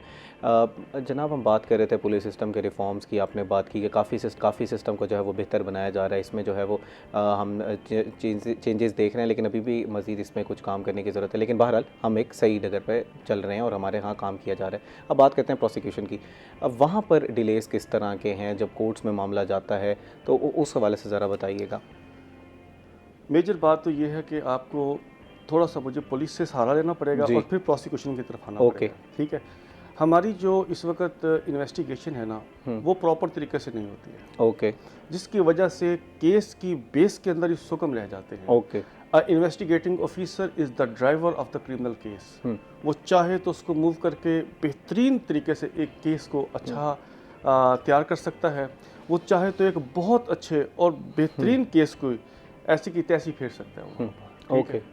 और हमारे यहाँ अपना पुलिस इन्वेस्टिगेशन का ये म्यार है कि इसके लिए 14 दिन मुकर्रर है, लेकिन 14 दिन के अंदर कभी हमारी इन्वेस्टिगेशन कंप्लीट होकर कोर्ट में नहीं गई है। जो बेसिक डिलेज है ना वो हमारी यहाँ से शुरू होता है, इन्वेस्टिगेशन से। इन्वेस्टिगेशन कभी एक केस को साल लगा देती है, 2 साल लगा देती है, 1.5 साल भी लगाती है, ठीक है ना। मुख्तलिफ पीरियड्स के अंदर फिर जाके चलान कंप्लीट होता है। उसके अंदर अगर 4 बंदे हैं या 3 बंदे हैं, ठीक है, तो इसके बावजूद भी वो अगर केस जो है ना वो प्रॉपर तरीके से तैयार नहीं हो रहा, एक बंदा एब्सकॉन्डर हो गया है, 3 उसके अंदर पकड़े गए हैं, या चलो ये भी एक लंबी चौड़ी स्टोरी है। 2 या 3 साल के बाद एक केस है वो जाता है कोर्ट के अंदर, ठीक है, और पेश होता है। इसके ऊपर मैं आपको एक बात करता हूँ, एक केस का मैं आपको रेफरेंस देता हूँ। 2 भाई थे और दोनों भाई जो थे ना वो उनसे मर्डर हो गया। मर्डर हुआ तो उनको ना अक्टूबर 2015 में ना सेंट्रल जेल बहावलपुर के अंदर फांसी दी गई। और उनका case apex court of the supreme court of the Pakistan उनके अंदर जाके वो केस फिक्स हुआ। ठीक, वो केस 1 साल के बाद हुआ। वो अक्टूबर 2016 में जाके ना वहाँ पर केस लगा। जब अपना जस्टिस साहब ने उनका केस को देखा तो उन्होंने देखा कि ये इनकी इन्वेस्टिगेशन रिपोर्ट के अंदर सुकम है, ये क्लियर नहीं है। इसकी वजह से benefit of the doubt will be given to the accused. उन्होंने फरमाया अपने ऑर्डर्स के अंदर ये इस केस के अंदर बरी हैं, अगर किसी और केस के अंदर मुलविस ना हो तो इनको छोड़ दिया जाए, रहा कर दिया जाए। 1 साल के बाद जब वो ऑर्डर बहावलपुर के अंदर पहुंचा कि ये ऑर्डर आपके पास आया सुप्रीम कोर्ट का कि इनको रहा कर दिया जाए, बट वेरी अनफॉर्चुनेटली उनको फांसी दे दी जाती उनको 1 साल पहले फांसी दे दी गई थी। ठीक है, मेरे कहने का मतलब ये है कि साल या 2 साल के बाद अगर हमारी इन्वेस्टिगेशन रिपोर्ट अदालत के अंदर पेश होती है, अब उसके अंदर भी इतने संगीन सुकम पाए जाएं कि एक शरीफ आदमी को भी फांसी हो जाए, तो this is a question mark of our criminal justice system. ठीक है, अब प्रोसिक्यूशन की तरफ आते हैं। ठीक है। अब जो भी आप इन्वेस्टिगेशन करके ना सिस्टम के अंदर आप अपनी चीज़ को भेजते हैं प्रोसिक्यूशन के अंदर, प्रोसिक्यूटर ने उस इन्वेस्टिगेशन को देखना होता है maintainable for the proceeding, for the submission of the court, और उसके अंदर उसने देखना होता है कि ये इसके अंदर क्या क्या सुकम पाए गए हैं। वो उस इन्वेस्टिगेशन रिपोर्ट के अंदर लिखता है बाकायदा कि ये आपकी इन्वेस्टिगेशन के अंदर सुकम है, आप इनको दुरुस्त करें और फिर मेरे पास भेजें। ओके। अमूमी तौर पर हमारी पुलिस इन्वेस्टिगेशन रिपोर्ट के अंदर जो है वो इनडायरेक्ट जो है ना एविडेंस रिकॉर्ड की जाती है कि उसने बताया mean benefit of the doubt, वो फिर कोई ले जाएगा, बंदे को सजा नहीं होगी। वो कहते हैं कि डायरेक्ट करके मैंने देखा। ठीक है, तो वो जब ये चीज़ें दुरुस्त नहीं होती ना, केस के अंदर शुरू में ही एक सुकम डल गया। ठीक है, अब प्रोसिक्यूशन उसे कह रही होती है कि इसे ठीक करके भेजो, अब वो उसे ठीक नहीं करता तो दोबारा भेज देता है। अब प्रोसिक्यूशन के अंदर उनके लॉज के अंदर ये बात शामिल नहीं है, वो उस केस को डंप नहीं कर सकते, उस केस को दोबारा रिवर्स नहीं कर सकते। अब वो उसी केस को एज इट इज कोर्ट में प्रोसीड करने का पाबंद है अकॉर्डिंग टू देयर रूल्स। ठीक है, तो जब ऐसे केसेस कोर्ट के अंदर जाएंगे जिनके अंदर ऑलरेडी सुकम पाया जाता होगा, तो this is the major cause of backlog. Okay. Second ये होता है कि प्रोसिक्यूटर्स की तादाद ही पूरी नहीं है हमारे पास। ओके। एक एक प्रोसिक्यूटर को 3-3 कोर्ट्स दी हुई होती हैं कि आपने इस कोर्ट को, इस कोर्ट को और इस कोर्ट को अटेंड करना है। वो एक केस को स्टडी नहीं कर पाते होंगे सही तरीके से। एक एक केस एक एक कोर्ट के अंदर कम अज कम बता रहा हूँ, ज़्यादा बता रहा हूँ, 100 केस पर डे के हिसाब से कोर्ट के अंदर फिक्स होता है। अब एक प्रोसिक्यूटर के लिए कैसे पॉसिबल है कि वो 300 केस तैयार करके आएगा। अब उसी प्रोसिक्यूटर ने उधर वो भी देखनी है, अपना जो इन्वेस्टिगेशन रिपोर्ट्स आई हुई है उनको भी चेक करना है, उनको भी रिप्लाई करना है, उनकी डायरेक्शन भी दुरुस्त करनी है, उसको भी करेगा, इसको भी करेगा। अब सेकंड बात ये आती है कि जब वो केस को ऐसे डील कर रहा होता है, अब जब कत्ल के केस की एविडेंस रिकॉर्ड हो रही होती है तो कम से कम उसके ऊपर 8 से 10 घंटे लगते हैं उस केस की रिकॉर्डिंग एविडेंस को रिकॉर्ड करते हुए। जब एक प्रोसिक्यूटर सुबह 8 बजे से लेकर शाम 8 बजे, रात 8 बजे तक या 6 बजे तक कोर्ट के अंदर खड़ा हुआ है, एविडेंस रिकॉर्ड करवा रहा है, अब उसके बाकी केसेस कहाँ गए? बाकी 2 कोर्ट्स के केसेस कहाँ गए? वो सारे के सारे इल्तवा का शिकार हो जाए। ठीक है, तो मेजरली ये है कि हमारे यहाँ प्रोसिक्यूटर्स की तादाद ही पूरी नहीं है। अच्छा, अब आगे चलते हैं। प्रोसिक्यूशन के हमने मसाइल देख लिए, हमने पुलिस डिपार्टमेंट में इन्वेस्टिगेशन के मसाइल देख लिए, जुडिशरी इटसेल्फ के मसाइल बताएं। वहाँ पर भी कहा जाता है कि जजेस की तादाद कम है, एक जज के बाद काफ़ी सारे केस लगे हुए होते हैं, वो किस तरह जो है वो उसको जो है वो सही तरीके से सुन सकता है। तो इस हवाले से आप जुडिशरी के ज़रा मसाइल बताइएगा।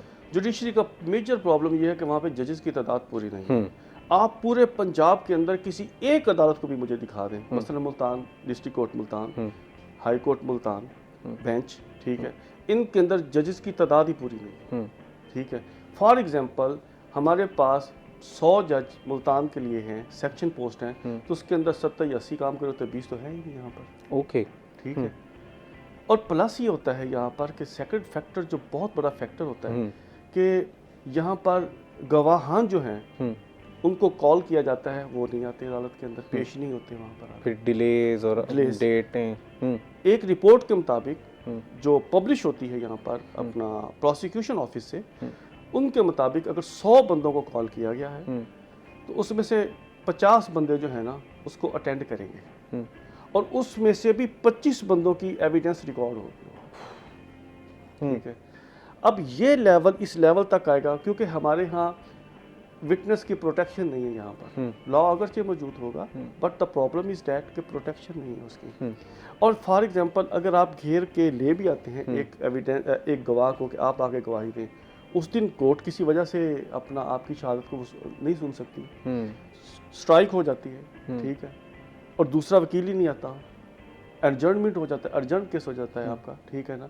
और बहुत सारे ऐसे मसाइल हैं कि आपकी बुनियादी तौर पर जो गवाही है ना, वही जो है उसको जिसके बेस के ऊपर केस ने आगे प्रोसीड करना होता है ना, उसी के ऊपर आपका केस रुक जाता है। अच्छा सर, ये अभी हम बात करें फौजदारी केसेस की, फैमिली लॉज और डिफरेंट डिफरेंट जो केसेस हैं उसमें भी इसी तरह के मसाइल हैं इन जनरल? सर रूल्स एक जैसे ही होते हैं, ठीक है।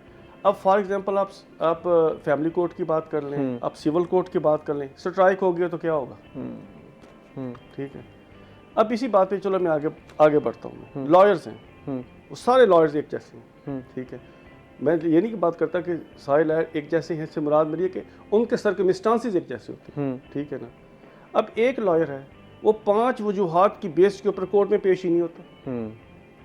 पहला जो फैक्टर है उसका सामने आता है, उसकी फीस पूरी नहीं होती, उसको क्लाइंट ने फीस नहीं दी होती, वो जाता ही नहीं कोर्ट के अंदर, कहते फीस दोगे तो मैं जाऊंगा। सेकंड फैक्टर उसका आता है कि जो जज बैठे हुए हैं सामने, वो उसकी मर्जी का जज ही नहीं है, वो कहते जी मैं इनके सामने पेश ही नहीं होना चाहता। तीसरा फैक्टर ये होता है कि वो कहता है कि जनाब हमने सर ब्रेक पे जाना है सर, अपने फैक्टर्स को मैं चाहूँगा ब्रीफली ज़रा एक्सप्लेन कर दें। चले एक स्टार्ट करता तो वो अपना जब उधर जाना चाहते हैं उसके पास आगे तो स्ट्राइक हो जाती है, अननेसेसरी एडजर्नमेंट ले लेता है कि वो पेश ही नहीं होना चाहते कि जरा मैं नहीं पेश होना चाहता, ठीक है ना। तो ये मेजर फैक्टर्स हैं जिसकी वजह से हमारा केस लंबा ही होता जाता है। हमने मसाइल पे गुफ्तगू कर ली, नाज़रीन इनके हल के हवाले से भी गुफ्तगू करेंगे। हमारे साथ मौजूद हैं ब्रेक के बाद, ब्रेक में हमारे साथ रहिएगा, we will be right back.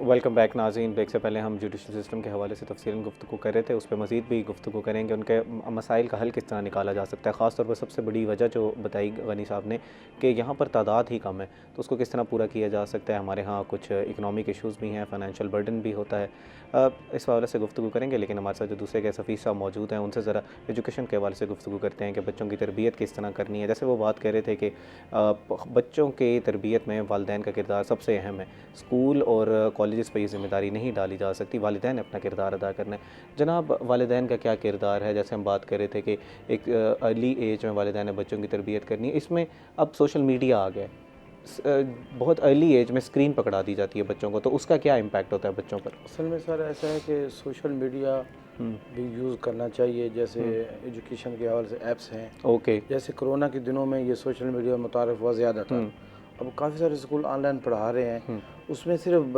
वालिदैन चेक एंड बैलेंस रखें कि बच्चा वही ऐप्स इस्तेमाल कर रहा है, कहीं और तो नहीं जा रहा, ये वालिदैन का हक बनता है, और बच्चे को इस तरह मोटिवेट करें।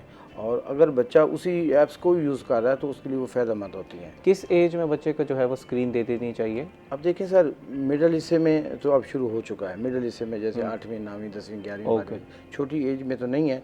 अलबत्ता छोटी एज में ये है कि उसमें से कुछ सवाल वगैरह जो समझ में नहीं आ रहे होते यूट्यूब से या AI से चेक कर लिए जाते हैं, लेकिन वालिदैन की कोऑर्डिनेशन से मैं समझता हूँ वालिदैन असातिज़ा दो अहम सतून हैं। अगर ये मिल के बच्चे की तालीम और तरबियत की ज़िम्मेदारी ले लें, जैसे स्कूलों में यौम वालिदैन मना लिया जाता है और टीचर और वालिदैन की मीटिंग हो जाती है, तो उसमें वालिदैन भी बता सकते हैं कि मेरे बच्चे में ये कमी कोताही है घर के अंदर, क्योंकि अमली मुज़ाहरा तो घर में हो रहा होता है। असातिज़ा तो सब अच्छे की रिपोर्ट देख रहे हैं, फ़र्ज़ के बच्चा है वो होमवर्क अपनी बहन से या NA से लिख के आ जाता है तो असातिज़ा को पता नहीं चलता। तो जब वालिदैन बताएंगे कि बच्चा घर में इतनी देर पढ़ता है और अच्छा हम बेहतर है या नहीं पढ़ रहा, तो फिर असातिज़ा फिर उसी हिसाब से डील करते हैं। मैं समझता हूँ एक अच्छा उस्ताद जो होता है उसका बड़ा अहम किरदार होता है कि वो जब बच्चे को पढ़ा रहा है, कंसेप्ट वाज़े कर रहा है, तो बच्चे की लगन पैदा हो जाती है, फिर बच्चा छुट्टी नहीं करता। ये जो छुट्टी करते हैं बच्चे या नहीं आगे बढ़ पाते, तो इसमें असातिज़ा का भी काफ़ी रोल होता है। असातिज़ा काफ़ी हद तक मोटिवेट कर सकते हैं, बच्चों के लिए आसानियाँ पैदा कर सकते हैं। जब बच्चे के लिए आसानियाँ पैदा हो जाएंगी, बच्चा अच्छा पढ़ने लग जाएगा, मोटिवेट हो जाएगा और कंसेप्ट वगैरह वाज़े हो जाएंगे, तो वो फिर छुट्टी भी नहीं करेगा और अच्छे से अच्छा बन जाएगा। ये तो हमने बात की ना किताबी कुछ तालीम की, मैं जानना चाह रहा हूँ कि किताब के अलावा भी बच्चे ने काफ़ी कुछ सीखने का, अर्ली एज में बच्चा बाहर भी जाएगा, बच्चे ने खेलना भी है, दूसरा घर का माहौल किस तरह का होना चाहिए? देखिए घर का माहौल अच्छा हो। मैं एक जगह पढ़ रहा था कि वालिद साहब आए हैं, वो अपना कुरान पाक पढ़ने लग गए हैं, बच्चा उस वक्त वीडियो गेम खेल रहा है, फिर उसकी वालदा आई है साथ बैठ के, उसने भी कुरान पाक उठा लिया, बच्चे ने इधर देखा मोबाइल रखा और अपना सिपारा उठा के पढ़ने लग गया।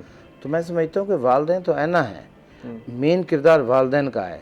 अगर वालिदैन अच्छी उसमें होंगे, देखो जैसे मैं पहले अर्ज़ कर रहा था कि असाज़ा ने तो बता देना है झूठ सच के बारे में, अब उसका वो घर में कैसे अमली मुज़ाहरा करता है। मैं बड़ी पुरानी बात है, अपने बेटे की बात कर रहा हूँ कि वो वाशरूम में जाने लगा, रुक गया। मेरी मिसेज ने कहा बेटा वाशरूम में क्यों रुक गए, अभी इधर रुक गए। कह रहे मेरी टीचर ने कहा था कि जब अजान शुरू हो जाए तो फिर वाशरूम में नहीं जाना, अगर पहले से बैठे तो मजबूरी है, तो मैं अब अजान सुन रहा हूँ, अजान सुनने के बाद वाशरूम जाऊँगा। अब देखिए ये असाज़ा का किरदार है। अब इस तरह के जो मामला हैं जब वालिदैन बताएंगे असाज़ा को तो असाज़ा और अच्छे उसको और अच्छे तरीके से मोटिवेट कर सकेंगे। तो इनका आपस में अगर घर में लड़ाई झगड़ा है तो बच्चा स्कूल में मायूस होगा, बच्चा आगे नहीं बढ़ पाएगा, बच्चा पढ़ेगा नहीं, बुज़दिल सा हो जाएगा। बच्चे को अप्रिशिएट किया जाए।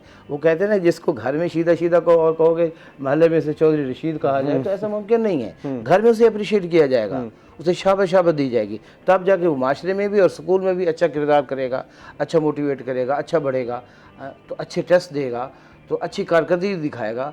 तो उसके लिए वालिदैन का किरदार सिर्फ शाबाश देनी है हमने या कुछ अब देखिए तंबीह भी असाज़ा है ना, बच्चा अगर कमज़ोर है, अगर उस पे गुस्से से कांटा लगा देते हैं तो वो मुरझा जाएगा। उसे कहेंगे आप बेहतर हो रहे हैं, भले वो गलत भी लिखा है, 2-3 दफ़ा ऐसे कहेंगे तो उसके अंदर ऑटोमेटिक देखिए असाज़ा ना अगर चाहें तो बच्चे को बहुत आगे लेके जा सकते हैं। अगर असाज़ा मायूस कर दे कि आप कुछ नहीं कर सकते, आप डर लो, तो बच्चा मायूस हो जाएगा, बच्चा कहेगा जो मेरे सर ने कहा है वो ठीक है।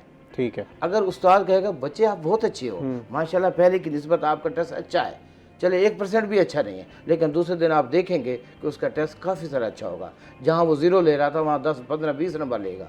इसी तरह डेली की बुनियाद पे वो आगे से आगे चला जाएगा। अच्छा, कहा जाता है कि जब इस तरह की प्रैक्टिसेस होती हैं तो बच्चा बहुत ज़्यादा पैम्पर्ड हो जाता है और जैसे ही वो माशरे में फिर जाएगा, आखिर माशरे में तलखियाँ आनी है, उसको बैक लैश जो है फेस करना पड़ेगा, क्रिटिसिज्म फेस करना पड़ेगा, तो वो वाली सलाहियतें उसमें ख़त्म हो जाती हैं, फिर वो बहुत एंग्री और उसके अंदर टेम्पर पैदा हो जाता है। नहीं है, सिर्फ बच्चे को आगे और बेहतर करने के लिए शाबाश और खुशामद का जो रवैया इख्तियार किया जा रहा होता है, और उसे तो हर चीज़ दिखाई जा रही होती है। अलबत्ता जो बच्चे नकल लगा के या दाएं बाएं साइड से या इस तरह से आगे आते हैं तो फिर वो आगे माशरे के अंदर अच्छा किरदार नहीं करते। फिर उनका जो होता है किसी की गर्दन किसी की जेब पे हाथ होता है, वो कहता है हमने इतने पैसे दिए, इतना इतना कुछ किया, तो हम तो ये सारा कुछ वसूल करें। इसी तरह जब नौकरी लगते हैं तो वहाँ भी अगर पैसे दिए जा रहे हैं, रिश्वत का बाजार गर्म है, तो पहले तो वो अपना घर पूरा करते हैं, घर पूरा करते करते उनकी वो आदत बन जाती है, फिर वो सारी ज़िंदगी रिश्वत लेते हैं, माशरे के लिए वो नसूर बन जाते हैं। तो हमें अगर बच्चों की तरबियत अच्छी कर ली जाएगी, उन्हें इंसानियत का दर्स दे दिया जाएगा, उनको अच्छा बुरा समझा दिया जाएगा, रहमदिली समझा दी जाएगी, तो वो माशरे के अंदर अच्छा किरदार अदा करेंगे। और ये सारा कुछ उसी वक्त मुमकिन है जब असातिज़ा और वालिदैन मिल के उनकी परवरिश कर रहे होंगे। असातिज़ा का भी हक बनता है और वालिदैन का भी कि वो स्कूल में आएँ, अपने बच्चों के बारे में पूछो। वालिदैन के पास टाइम नहीं है, वो स्कूल में आते नहीं हैं, असातिज़ा अपने उसमें लगे हुए हैं, और वो ये सिर्फ पूछने आते हैं कि हमारे बच्चे का नंबर क्यों कम है। वो अखलाकियात पे तवज्जो नहीं करते कि मेरे बच्चा नमाज ही नहीं पढ़ रहा, ये सारे आप नहीं समझा रहे, बच्चा सफाई की तरफ तवज्जो नहीं कर रहा, वो इन चीज़ों पे नहीं आएंगे। वो पूछे मेरे बच्चे का नंबर क्यों कम है। अब असातिज़ा पे भी एक टेंशन हुई पड़ी है कि हमने सिलेबस करना है, उनके पास दूसरा टाइम ही नहीं है, अखलाकियात समझाने का टाइम ही नहीं है, वो लगे हुए हैं टेस्ट पे टेस्ट और सज़ा और रटा और ये वो, उनके पास इतना भी टाइम नहीं है कि वो कंसेप्ट वाज़े कर लें। पीरियड इतना शार्ट होता है और सिलेबस इतना लेंथी होता है, तो फिर वो लामहाला फिर वो रटा और रटे से फिर बच्चे क्या पढ़ेंगे। मैं तो नहीं देख रहा कई अरसे से कोई बड़ा डॉक्टर और कोई साइंसदान बन गया और कोई नई चीज़ ईजाद हो गई हो, सब चल सब अच्छे की रिपोर्ट चल रही है, सब भेड़ चाल ही चल रही है पाकिस्तान में। तो ये माशरा फिर इसलिए तरक्की नहीं कर रहा। हमारे हाथ कितने मसाइल से मैं समझता हूँ, रेलवे ट्रैक बंद हो जाए सारे बराबर खड़े हो जाते हैं, उधर से बराबर, ये नहीं सोचते ये कहाँ से जाएंगे, वो कहाँ से आएंगे। ये तरबियत स्कूलों में ही देनी, हम नहीं देनी है।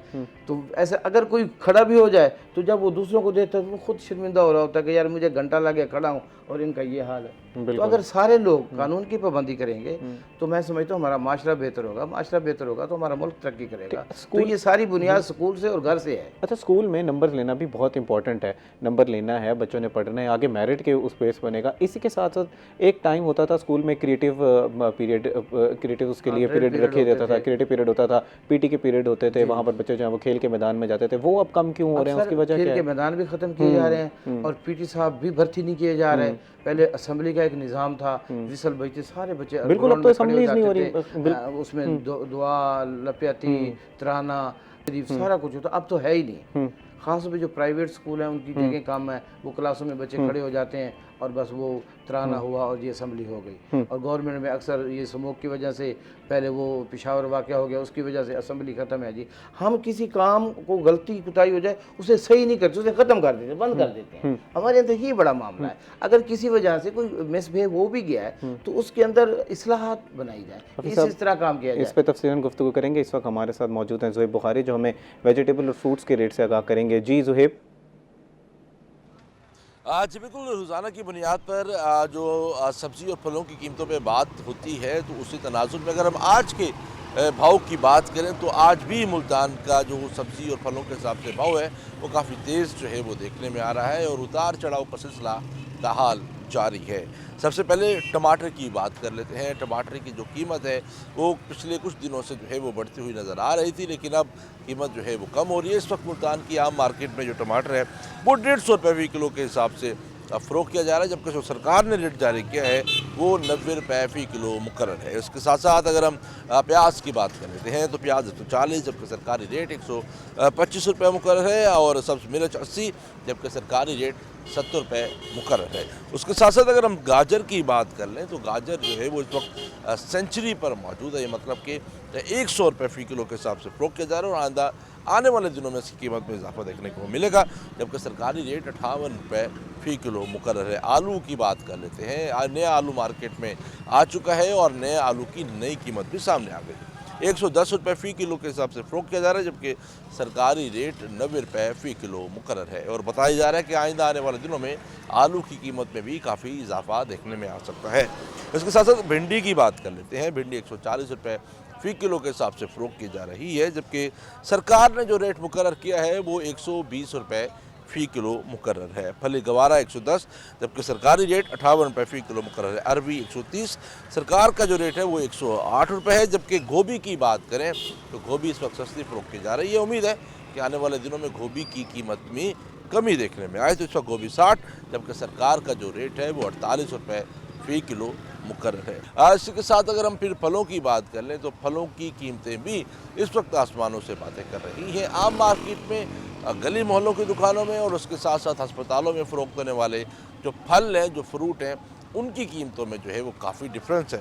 तो सुंदर खानी अंगूर से बात कर लेते हैं। सुंदर खानी अंगूर इस वक्त 950 रुपये फ़ी किलो के हिसाब से फ़रोख्त किया जा रहा है, जबकि कंधारी अनार 300 से 400 और सेब मुख्तलिफ अक़साम के 200 से 350 रुपये फ़ी किलो के हिसाब से आम मार्केट में फ़रोख्त किया जा रहा है।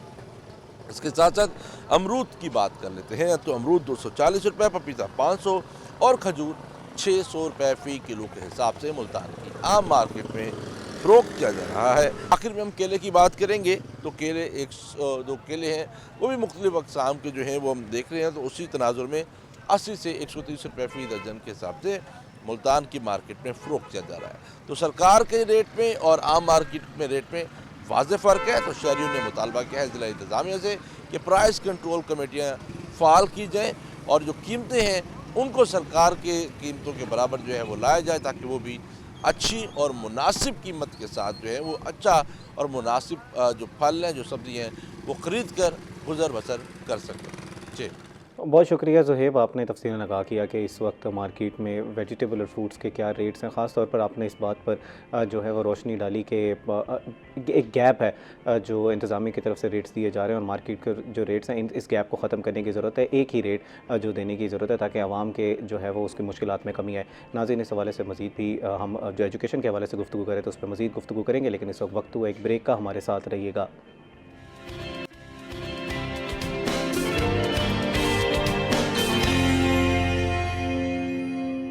वेलकम बैक नाज़रीन। ब्रेक से पहले हम गुफ्तगू कर रहे थे एजुकेशन सिस्टम के हवाले से। ख़ास तौर पर ये जो नंबर्स की एक रेस लग चुकी है, इसमें किस तरह बच्चों की जो है वो तरबियत करनी है, क्योंकि बहरहाल मेरिट ज़रूरी है, बच्चों ने नंबर भी लेने हैं, आगे जाके उन्होंने अच्छे कॉलेजेस में, अच्छी यूनिवर्सिटीज़ में दाखिला लेना है, तो इसका मुकाबला किस तरह किया जा सकता है। जनाब, स्कूल लेवल पर किस तरह की चेंजेस अगर हम हफीज़ साहब कर लें तो हम क्रिएटिव साइड को भी बच्चे की जो है वो उसका भी ख्याल रख सकते हैं और नंबर्स भी बच्चा जो है वो पूरे ले सकता है। सर जो अच्छे असाज़ है ना वो 0 पीरियड भी लेते हैं। हाँ जी, आजकल तो ये रिवाज ख़त्म हो गया है। उसके यानी असेंबली से पहले 0 पीरियड होता था, असातिज़ा हमें मोटिवेट करते थे कि ये टेस्ट है, इसकी तैयारी कर लें, या और कोई कमी कोताही होती थी अखलाकियात के ऊपर 10 दिया जाता था। खास तौर पे जो सब्जेक्ट आपका वीक होता था उस पर लिया जाता था। आजकल ये चीज़ें नहीं है, टाइम आते हैं और देख रहे होते हैं कब टाइम ख़त्म होगा। ये दिलचस्पी नहीं है। जब उस्ताद की दिलचस्पी नहीं है तो फिर बच्चा तो पहले बेजार हुआ पड़ा है। तो इसके लिए हमें यह है कि असम्बली जारी करवानी है, असम्बली में असातिज़ा और प्रिंसिपल वगैरह एड्रेस करें, अच्छे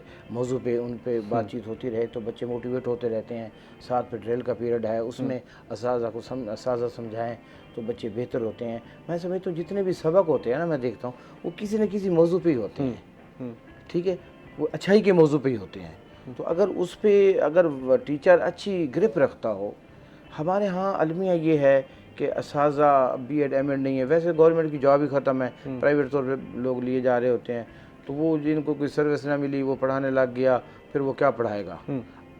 जो अच्छा उस्ताद होता है वो बच्चों को मज़ीद मोटिवेट भी करता है, अच्छा उसको उनका फ्यूचर दिखा के, मंज़िल दिखा के उनकी अच्छी परवरिश कर लेता है। और जो B.Ed M.Ed नहीं होता, मैं समझता हूँ कि एक उस्ताद होता है उसे साइकोलॉजिस्ट होना चाहिए, नफ्सियात को समझे। पिछले दिन मैं बात कर रहा था कि एक टीचर ने क्लास में कहा कि जिसका टेस्ट अच्छा होगा मैं उसे जूतों का जोड़ा दूंगी। अब सबका अच्छा था, उसने कहा मैं कुरअंदाजी करती हूँ। सब बच्चों ने कहा वो अरफा बैठी है बच्ची, इसका जूते ही नहीं, आप इसको दे दें। टीचर परेशान हो गई कि देखो मैं टीचर हूँ, मुझे पता ही नहीं। मैं समझता हूँ हमारे पास ऐसे टीचर नहीं, ये पता नहीं होता ये बच्चा दाएं हाथ से लिखता है या बाएं हाथ से लिखता है। ऐसा होता है। बच्चों को उनके नाम का पता होना चाहिए, उनके वालिदैन का पता होना चाहिए, उनके नंबर होने चाहिए, ताकि बच्चे में कोई कमी कोताही रब्ता कर लिया जाए। वो असातिज़ा नहीं, हमारे दौर में होते थे लेकिन अब नहीं है, मैं देख रहा हूँ। तो जब ये चीज़ है तो फिर रट्टा और नफ्सा नफ्सी का आलम है। मेरा तो दिल खून का असर होता है। मैं कहता हूँ यार बच्चे पढ़ने के लिए आए हैं, बच्चे देखो वालिदैन की तो बात ना करें, उन्होंने बच्चे को भेज दिया है। अब असातिज़ा का काम है ना कि वो उसको किस तरह मोटिवेट कर रहे हैं, उसके साथ उसकी किरदार साजी कैसे कर रहे हैं। बच्चा अपने उस्ताद में हर चीज़ अच्छी देखना चाहता है। अगर उस्ताद सिगरेट पी रहा है, गप्पे लगा रहा है, चाय पी रहे हैं, तो फिर क्या उस पर असर पड़ेगा। तो हमारे असातिज़ा को चाहिए कि अपने आप को अच्छा करें। जब वो अच्छे हो जाएंगे तो बच्चे लाभाला अच्छे हो जाएंगे। बच्चे तो कोरे कागज़ हैं, खाली कैमरे हैं, मूवी बना रहे हैं, देख रहे हैं। उस्ताद की सिफ़ात में पुरानी बात है, मेरे पास एक तालिब इल्म आया, उसने एक मज़मून लिखा मेरे ऊपर, माई टीचर। तो उसने लिखा मेरा उस्ताद जो है कार पे आता है। मैंने कहा यार मैं तो कार चला ही नहीं सकता, मेरे पास कार है भी नहीं। लेकिन वो अच्छा बच्चा था, बहुत अच्छे ओहदे पे है। अब मेरे पास गाड़ी भी है। मैं देखता हूँ उस बच्चे की दुआ है। मतलब जैसे उस्ताद बच्चे के लिए मेहरबान होता है ना, तो बच्चे भी उस्ताद के लिए दुआ कर रहे होते हैं। जब ये कोऑर्डिनेशन अच्छी हो जाए तो बच्चे फिर परवान चढ़ते हैं, माशरे का अच्छा शहरी। हमारे यहाँ एक बात की जाती है, जैसे आप बात करें रिस्पेक्ट की, तो अब टीचर्स की उस तरह रिस्पेक्ट नहीं करते स्टूडेंट। इसमें भी टीचर्स का किरदार है कि जी जो अच्छा टीचर है ना उसके ऑटोमेटिक बच्चे रिस्पेक्ट करते हैं उसको। जो अच्छा टीचर है वो बच्चों की कमी कोताही को बता रहा होता है, बच्चे समझ रहे होते हैं कि हमारे सर अच्छे हैं, हमें समझा रहे। जो एक डंडा लेके खड़ा है, उसे पढ़ाना आता नहीं, वो मार रहा होता है, तो बच्चों के दिल में नफरत पैदा होती है। बच्चे फिर उससे उसकी रिस्पेक्ट नहीं करते, उस दूर से चले जाते हैं और उसका कहना नहीं मानते। जो अच्छा टीचर है उसका कहना भी मानते हैं, उसकी रिस्पेक्ट भी करते हैं। और ये सारा कुछ इंसान के अपने से है। बिल्कुल।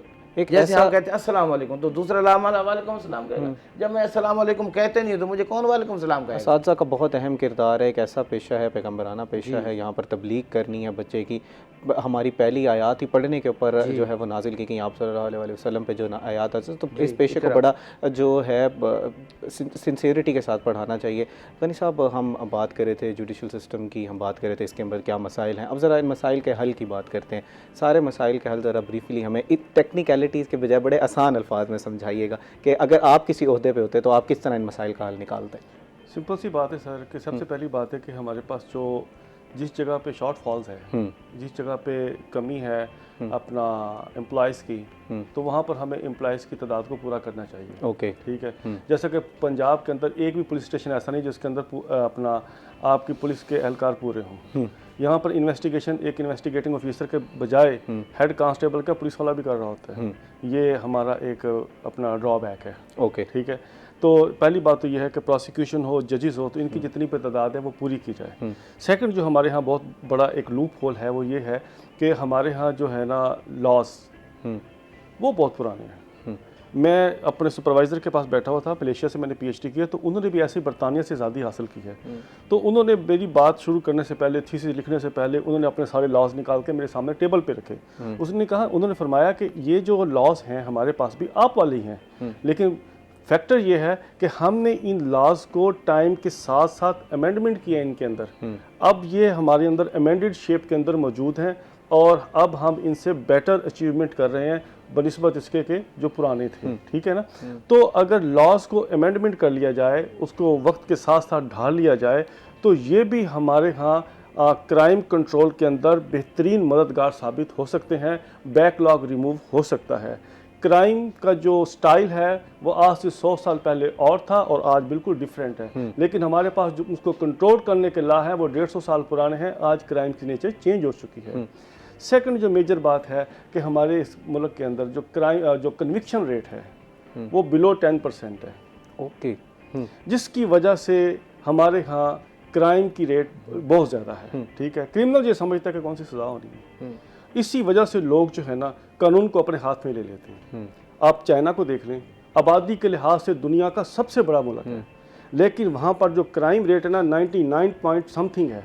उनका 99 पॉइंट के बाद वो पॉइंट तो अप एंड डाउन होता है, लेकिन 99 अपनी जगह पे खड़ा हुआ है। ठीक है। ये उनका क्राइम रेट है, अपना कन्विक्शन रेट है वहाँ पर। ठीक है। और इसलिए वहाँ पर लोग, आप देखें कि आप एक गरीब आदमी है तो उसके साथ कोई प्रॉब्लम हो जाता है ना, तो कहता है, अगर फॉरेन कंट्री के अंदर किसी के साथ प्रॉब्लम हो जाता है ना। बिल्कुल सर, लास्ट हमारे पास 30 सेकंड है, अगर आप कोई पैगाम अपना देना चाहे आम आवाम के लिए भी और इस सिस्टम को किस तरह बेहतर किया जा सकता है, बिल्कुल लास्ट 30 सेकंड्स है हमारे पास। हमें सबसे पहले अपने जो भी हमें अल्लाह ताला ने मनसब दिया हो उसे ईमानदारी के साथ जो है ना उसे निभाना चाहिए। ठीक है। जितनी हम अटमोस्ट अपनी ईमानदारी उसके साथ करना चाहें, हम अपने मुल्क की खातिर, वतन की बहुत खातिर। शुक्रिया डॉक्टर अब्दुल गनी साहब। ईमानदारी आज के हमने साथ। क्रिमिनल लॉ के हवाले से तफसीलन गुफ्तगू की, हमने जानने की कोशिश की कि इसमें किस तरह के जो है वो लूप होल्स हैं और किस तरह जो है वो उसको ख़त्म किया जा सकता है, ख़ास तौर पर जहाँ पर लोगों की कमी है वहाँ उस लोगों को कमी पूरी की जाए। हफीज़ साहब, हफीज़ुर रहमान साहब, आपको भी बहुत शुक्रिया। हमने एजुकेशन के हवाले से बात की, हमने बच्चों की तरबियत के हवाले से बात की, ख़ास तौर पर आपने रोशनी डाली कि असातिज़ा कराम का क्या किरदार है। नाज़रीन, उम्मीद करते हैं कि आपको आज का प्रोग्राम जो है वो पसंद आया होगा। इसी के साथ साथ अपने मेज़बान तिहाम आज़म को दीजिए इजाज़त। अल्लाह निगहबान।